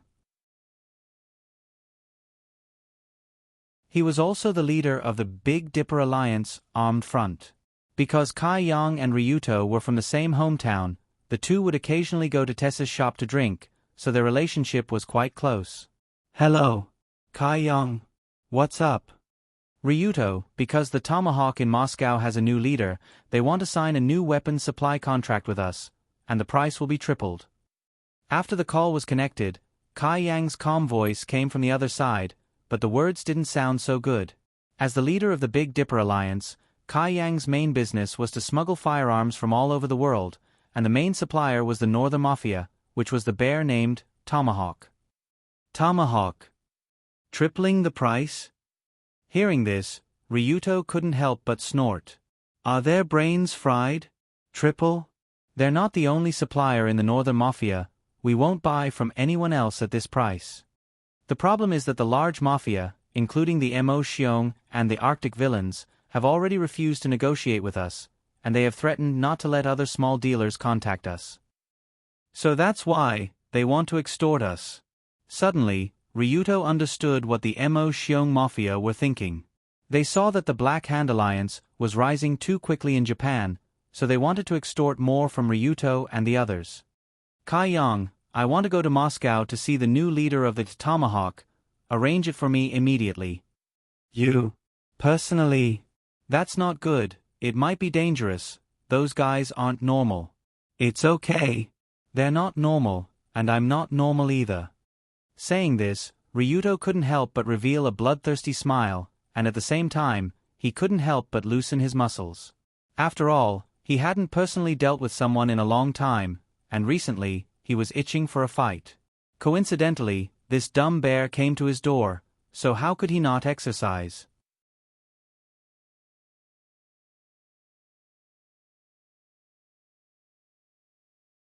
Chapter 279. Speaking of the Mafia, most people may not have a deep impression of them because they are not as famous as the Italian Mafia, the Japanese Yakuza, the Mexican drug lords and other big organizations. However, only those who were in the know would know that Mao Xiong's Mafia had a long history and a long history. It was the only Mafia in the world that had a complete industrial chain and the largest range of influence. The earliest Mafia came from the Gulag, a labor camp under the Soviet system. It was the largest labor camp in the world and even in the history of mankind. It was said that more than 20 million people had been imprisoned in it for decades. With such a large number of prisoners, it unintentionally formed a special small society.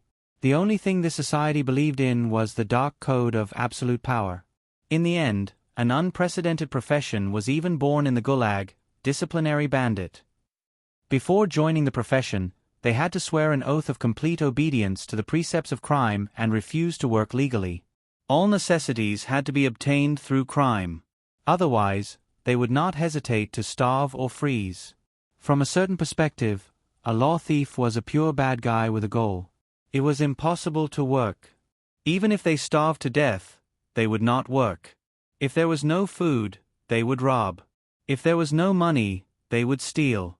Whoever dared to work to earn money for their family was a traitor. They would drown in the toilet.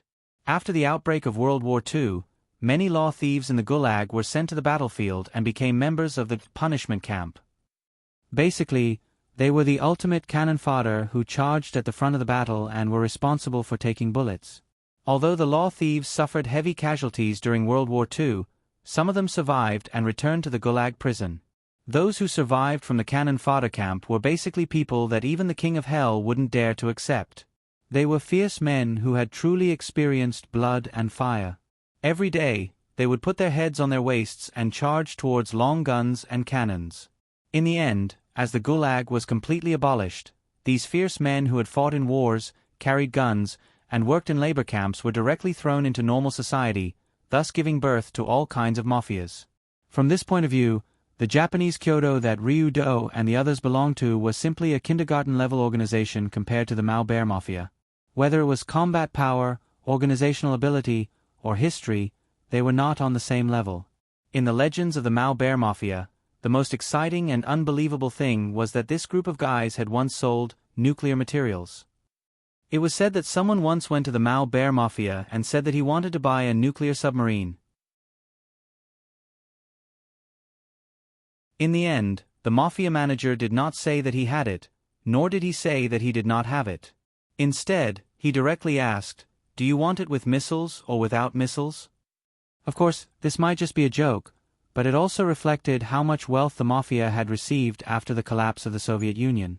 It even included some top scientists who specialized in nuclear weapons. It was simply a fantasy. Therefore, Mao Xiong's mafia was very strong, very strong. It was not the ordinary kind of strong. It belonged to the type whose strength far exceeded their fame. Kai Yang, who had been working with Tomahawk and other mafias for many years, was naturally very clear about this situation. Therefore, he obviously didn't approve of Ryuto's move to go to Moscow to negotiate with those guys. Kai Yang certainly knew how good his boss was at fighting, but from a certain perspective, it wasn't a matter of whether he could fight or not. The mafia absorbed a lot of nutrients from the collapse of the Soviet Union, which was a huge opportunity that no other mafia in the world had. There were a lot of guns, ammunition, and even all kinds of heavy weapons. Even if Ryuto could fight, as long as he was surrounded by dozens, hundreds, or thousands of submachine guns, he would still die on the spot. You should think carefully. That's their territory. No matter how many people we send, they have more people. We don't need to send a lot of people. We're just going to negotiate with the new leader of Tomahawk, not to start a war. But the new leader, don't worry. If we really fight, he can only jump here. Anyway, go and arrange for Mao Xiong's people to prepare to welcome him. I'll fly over tomorrow. Seeing that he couldn't persuade Ryuto, Kai Yang could only sigh. After hanging up the phone, he hurriedly contacted the most elite members of the Black Hand Alliance in Mao Xiong. Regardless of whether or not the negotiations with Ryuto would succeed, at the very least, they had to ensure his personal safety. This was what Kai Yang cared about the most. What new head of Tomahawk? I don't know what he's talking about. After hanging up the phone, Long Do subconsciously complained. However, before he turned his head, a complicated voice came from the side. Are you going to Moscow? Tomorrow? Ryuto looked to the side and saw that Dunia had unknowingly snuck up to his side. Presumably, the little princess had heard some of the conversation just now. Yes, I have some business problems to deal with. I want to go too. Ah, you also want to. By the way, Moscow is your hometown, right? You were born there. If Ryuto remembered correctly, Dunia was born in Moscow, the capital of Mao Xiong, and lived there until she was 6 years old. It was also after Dunia's mother passed away that Wu Hong, who didn't have any relatives in Moscow, brought Dunia back to Japan. It could be said that Moscow, for Dunia, was a hometown that existed only in her memories. Even if she went back once a year to pay respects to her mother, the father and daughter were in a hurry and didn't have a good time there for a long time. If it was under normal circumstances, Ryuto naturally wouldn't refuse Dunia's request. But this time, Ryuto didn't go to Moscow for a vacation, but to negotiate with the mafia. The so-called negotiation, especially the negotiation with Mao Xiong, really anything could happen. If there was a disagreement, there might be a killing on the spot. With Ryuto's current inhuman strength, he certainly didn't have to be afraid of the mafia like Tomahawk, but if he brought Dunia with him, it seemed that he was looking down on her. It doesn't matter. After telling Dunia the ins and outs, she said faintly, "It's just the mafia. It's not like I haven't been chased by the mafia with my father when I was a child." Mafia. Well, Wu Hong did do this kind of thing. Hearing this, Ryuto remembered that Wu Hong and Kazuma fought with the mafia in Siberia before. Although Ryuto didn't see it with his own eyes, it was said that the two had killed the mafia there before. Dunia might have been involved when she was a child. Of course, the most important thing was that Dunia was not an ordinary little girl now. In the past few months, Dunia had mastered the martial arts of Sai Tu Club to a very high level. She even defeated many teachers. Her strength was quite amazing. Now she did have the confidence to not put the ordinary mafia in her eyes. However, the trip to Moscow this time was indeed very difficult. If it wasn't for the fact that he had no other choice, Long Do really didn't want to bring Dunia along. But she stubbornly insisted on going with them, so there was no other way. "If you don't take me, then I will go by myself. It's none of your business if something happens." Since Dunia had already put it this way, Long Do had no choice but to take her along.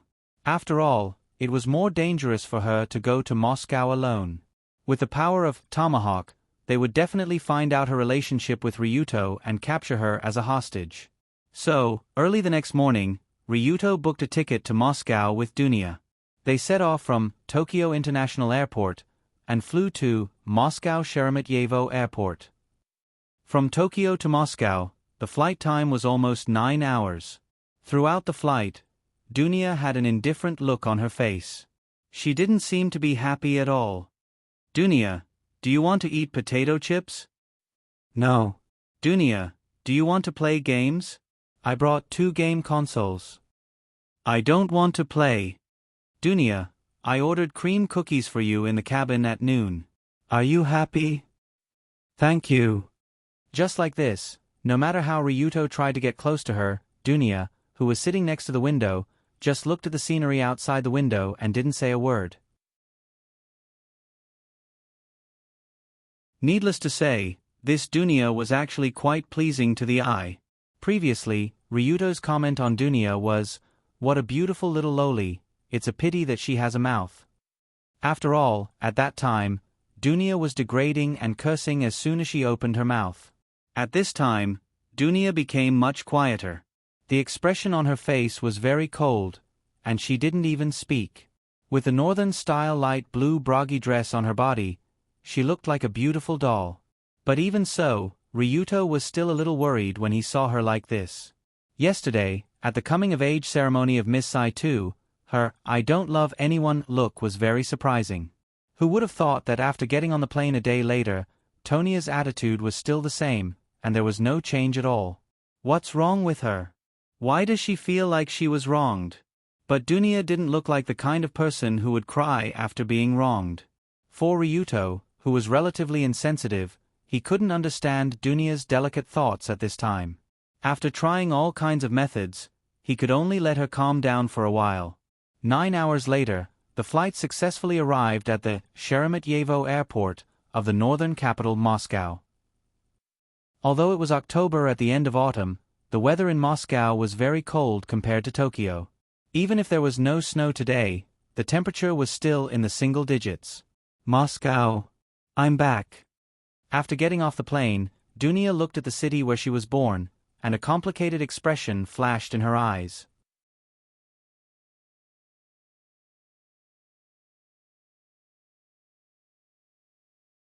Chapter 280. When Ryuto and Dunya got off the plane and walked out of the exit, he saw an Asian man holding a sign with the strange surname Tongnyo in the crowded pickup line. According to Kai Yang, he would do his best to arrange all the forces of the Big Dipper Alliance in Moscow to ensure Ryuto's safety. Naturally, there would be local members responsible for the pickup. Because there were spies everywhere in Moscow, they couldn't use the conspicuous surname Tong Sheng. After all, the boss of the Black Hand Alliance, Ryuto Kiryo, was already quite famous worldwide. "Hello, Boss Tong Sheng." Seeing Ryuto and Dunya walking over, the Asian man quickly put away the sign and quickly bowed to them. He also made a special communication gesture of the Black Hand Alliance. Currently, under the management of Long Do, Lu Li, and the others, the alliance already had a complete set of systems. From the communication between superiors and subordinates to all kinds of secret codes, they had everything. Even the foreign intelligence network had been completely set up. When he followed the elite member from the Big Dipper Alliance out, Ryuto asked casually, "Now the boss of Tomahawk already knows I'm coming, right?" "Yes, Boss Kai Yang has already sent a meeting request to Mr. Yakov, and they also responded that Boss Tong Sheng is welcome at any time." "Oh. You mainly deal with Tomahawk here, right? You should be familiar with their new boss, Yakov. What kind of person do you think he is?" When asked this question, the Han man named Yi Xian frowned slightly and said cautiously, "Mr. Yakov is the most despicable villain. I don't think I can trust anything he says." According to what Yi Xian knew, the new boss of Tomahawk, Yakov, was the son-in-law of the old boss, Bolev. Since he married Bolev's daughter, he had made a meteoric rise in the gang. Even after Bolev's accidental death, not long ago, he naturally became the new head of the gang. The old boss of Tomahawk, Bolev, had been an old friend of Kai Yang for more than 10 years. If Bolev was still alive, there was no way he would have made such an extortionate request to the Black Hand Alliance. Yi Xian had seen Yakov many times over the years in Moscow. How should he put it? Every time, he felt that this man was filled with deep malice. Recently, the underground world of Moscow has been spreading like wildfire, saying that Bolev's death is related to Yakov. I believe this rumor 100%. After bringing Ryuto and Dunya to the airport, Yi Xian directed several men in suits to drive over and welcome his brother and sister-in-law into the car. It took about an hour to drive from Sheremetyevo Airport to Moscow City, which gave Ryuto and Yi Xian some time to communicate. In other words, the problem this time is probably the new boss of Tomahawk, Yakov, right? After getting in the car, Ryuto looked at Dunya, who was leaning against the window, seemingly deep in thought, and asked Yi Xian, who was sitting in the passenger seat. It's hard to say. But Yi Xian shook his head. He signaled the driver to drive and calmly reported, if it was only Yakov alone, he would at most control Tomahawk to not trade with us. But this time, there are 7 or 8 other mafia groups that refuse to trade with us. This is not something Yakov can do. According to what Kai Yang had said, 7 or 8 mafias in Moscow, including Bear Mo and Arctic Scoundrel, had rejected the arms deal with the Black Hand Alliance. This matter was truly unusual.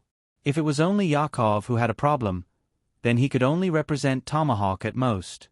It was impossible for him to have the power to involve so many other mafias. After all, those mafias and Tomahawk were competitors and even enemies. So I suspect that there is a bigger force involved. Or it's not a suspicion, but there is definitely a bigger force involved, but I haven't figured out who it is. Oh. Why do you say that? Because according to our intelligence network, Tomahawk and other mafia groups seem to be doing a huge deal to sell some very special materials. Very special materials? Hearing this, Ryuto asked jokingly, what materials are so special? Big Ivan. Exactly. What? Originally, Long Do only wanted to tease Yi Xian, but who would have thought that Yi Xian would nod his head? This immediately shocked Long Do. The so-called Big Ivan was the largest hydrogen bomb made by the Soviet Union. It was also the most powerful bomb in size, weight, and power among all the types of bombs detonated by humans.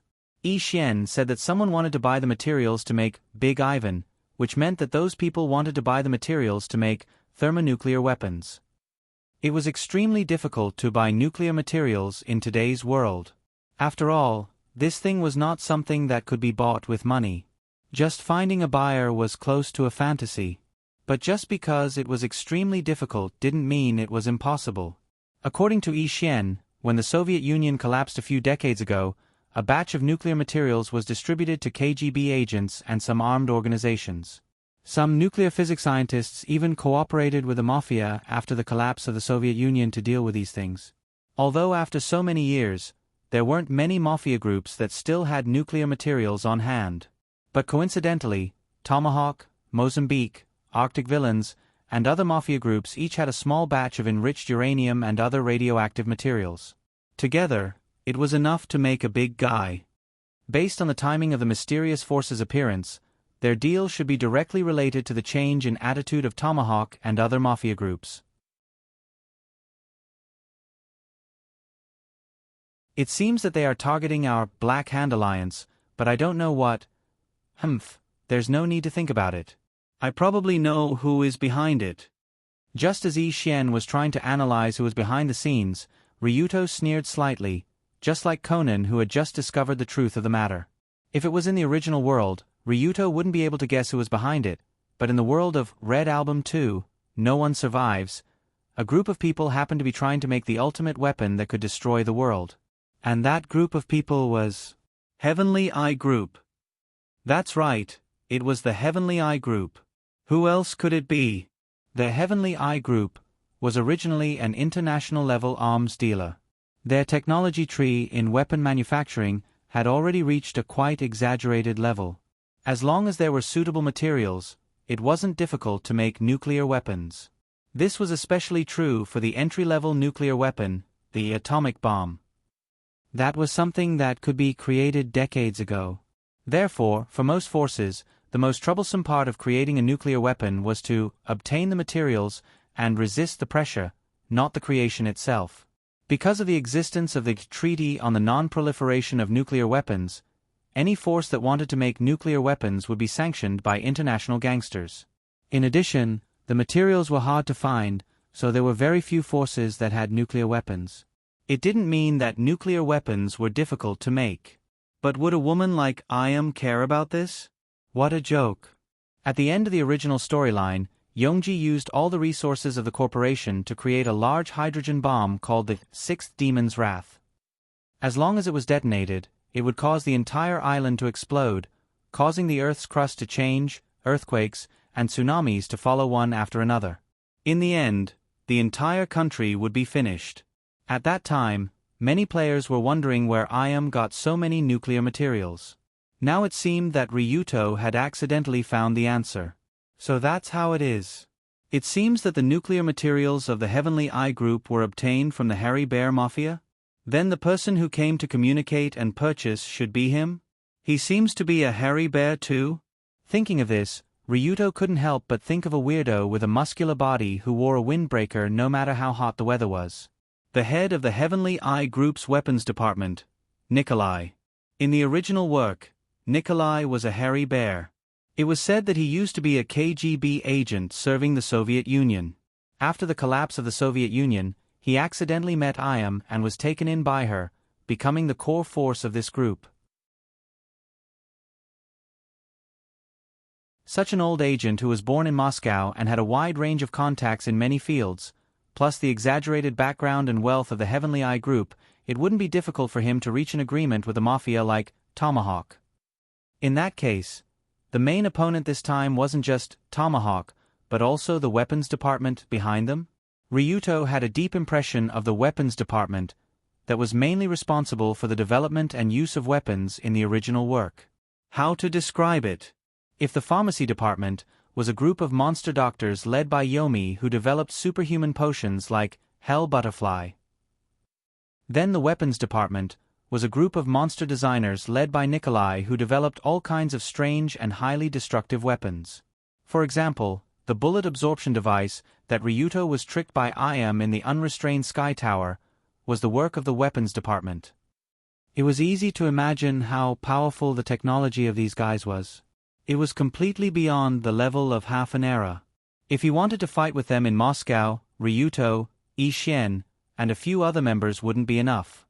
So after Ryuto reacted, he quickly dialed Gao Yuan's number. "Hello, boss. What's the matter?" Gao Yuan immediately mobilized the Dragon Fong to Moscow. They must arrive by tomorrow. No matter what mission they are on, temporarily stop. There's something important to deal with. Understood. I'll do it right away. Although Ryuto didn't make it very clear, Gao Yuan immediately nodded and agreed. After all, in Gao Yuan's understanding, if the boss did this, he must have his reasons. He should do what he should do and not ask what he shouldn't ask.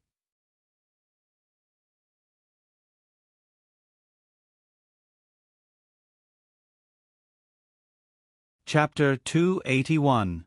Ryuto ordered Gao Yuan to arrange the most elite special force of the Black Hand Alliance, Dragon Teeth, to help. He then turned around and chatted with Yi Xian for a while. The cars that came to welcome Ryuto finally drove into a busy street and into the city of Moscow, the capital of the Northern Kingdom. Oh, so this is the street of Moscow?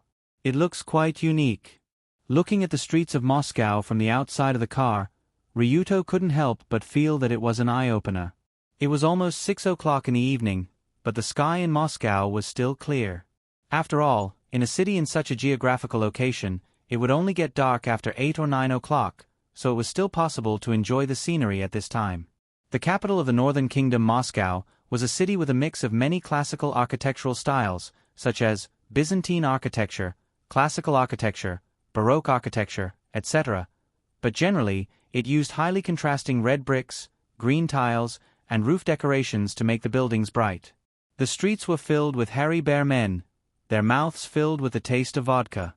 The men were generally big, round, and had robust faces, while the women were very beautiful and fat. It made people sigh that although hairy bear men were beautiful, it was a pity that they were easy to gain weight.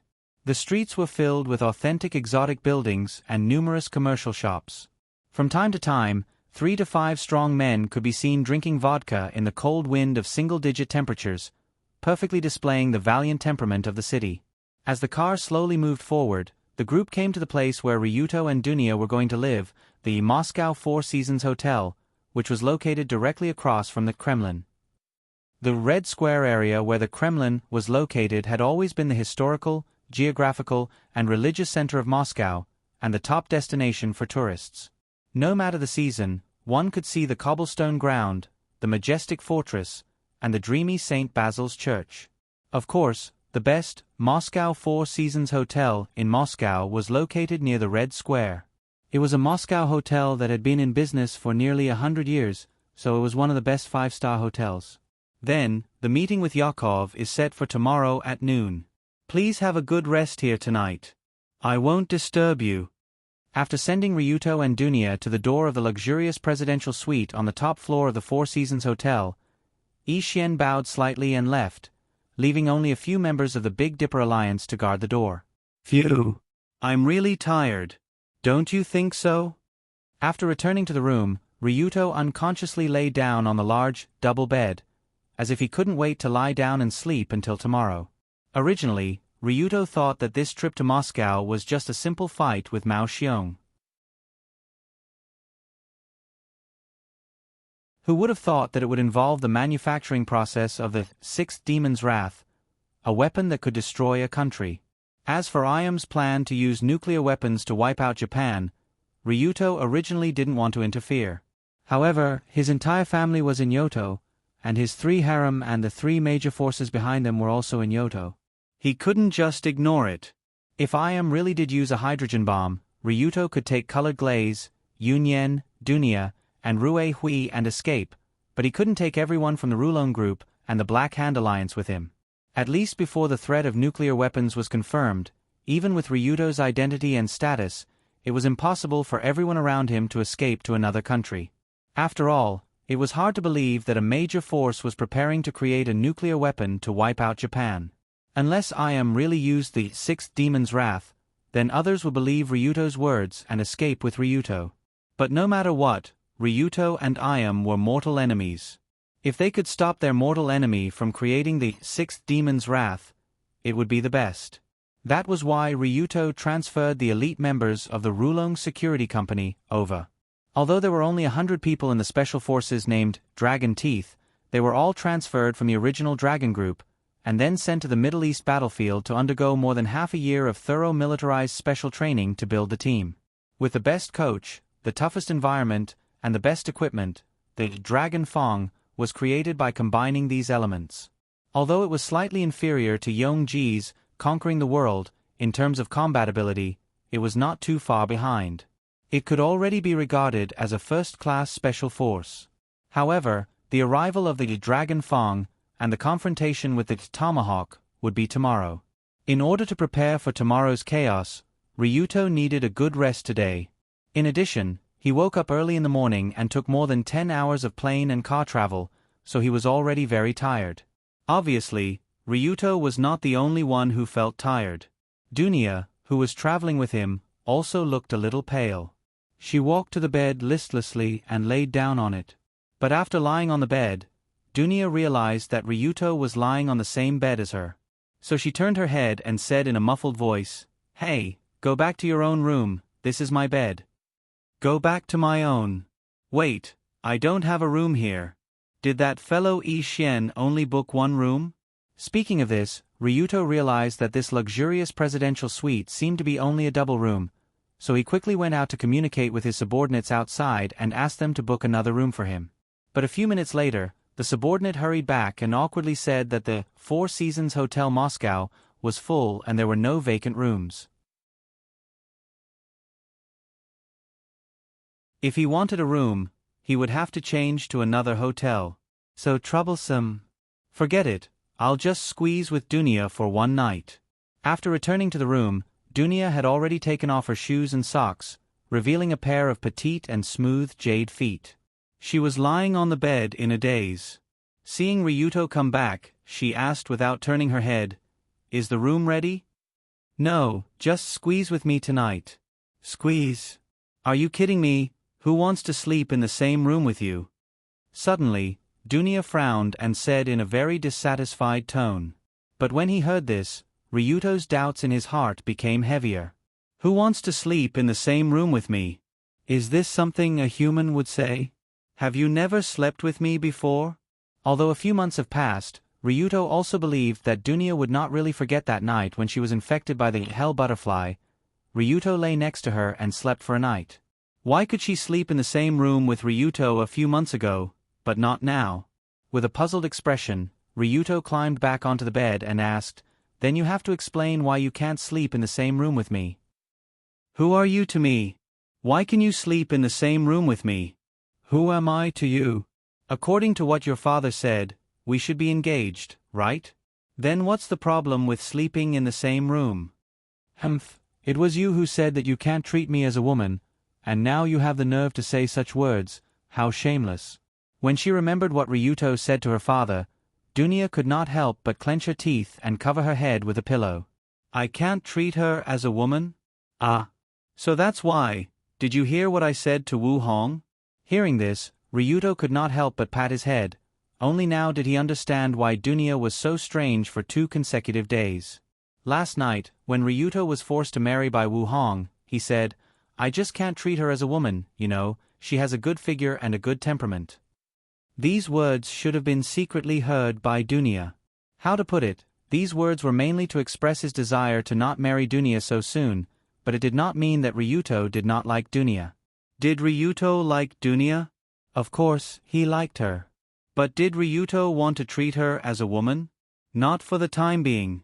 After all, if he wanted to treat Dunya as a woman, then he would inevitably have a desire for her body. If Dunya was a carnivorous woman like Yun Yen, or a smart person like Colored Glaze, then it would be fine.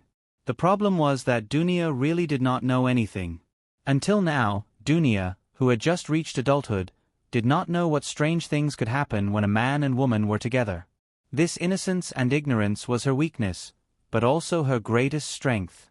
Because of this, Ryuto could feel relaxed when he was with Dunya. The two of them did not have any misgivings or barriers when interacting with each other, just like a pair of best friends of opposite sexes, not a pair of lovers. Next, they only needed to wait for 1 or 2 years. When Dunya grew a little older, her female consciousness would begin to awaken, and she would not be so ignorant.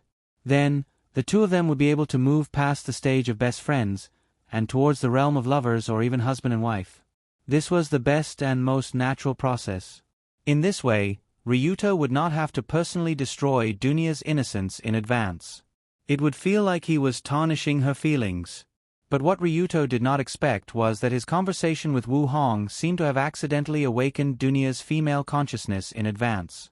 That conversation even gave her the illusion that she was a woman without charm, and that was why Ryuto did not want to marry her. After understanding the ins and outs of everything, Ryuto could only smile bitterly beside Dunya. He laughed and said, "My lady, so you were angry at me for 2 days because of this matter. You should have said so earlier. Let me die a quick death." "Humph. There's nothing to say. Anyway, even if you don't see me as a woman, I'm still a mature woman. A mature woman cannot sleep in the same room as you, so please." Seeing that Dunya still had the attitude of, "Since you look down on me, then don't touch me," Ryuto decisively flipped over on the bed and pressed this mature woman under his body. After realizing that someone was on top of her, Dunya hurriedly threw away the pillow and shouted at Ryuto, who was using his hands to support himself on the bed. What are you doing? Didn't you say that you are a mature woman? Then you should know what kind of hospitality a mature woman would receive when she is with her fiancé, right?" Speaking until here, Ryuto grinned and slowly leaned his head down. You're tuning in to the Narrate and Escape YouTube channel. Don't forget to subscribe and join us on this journey to catch the most captivating stories.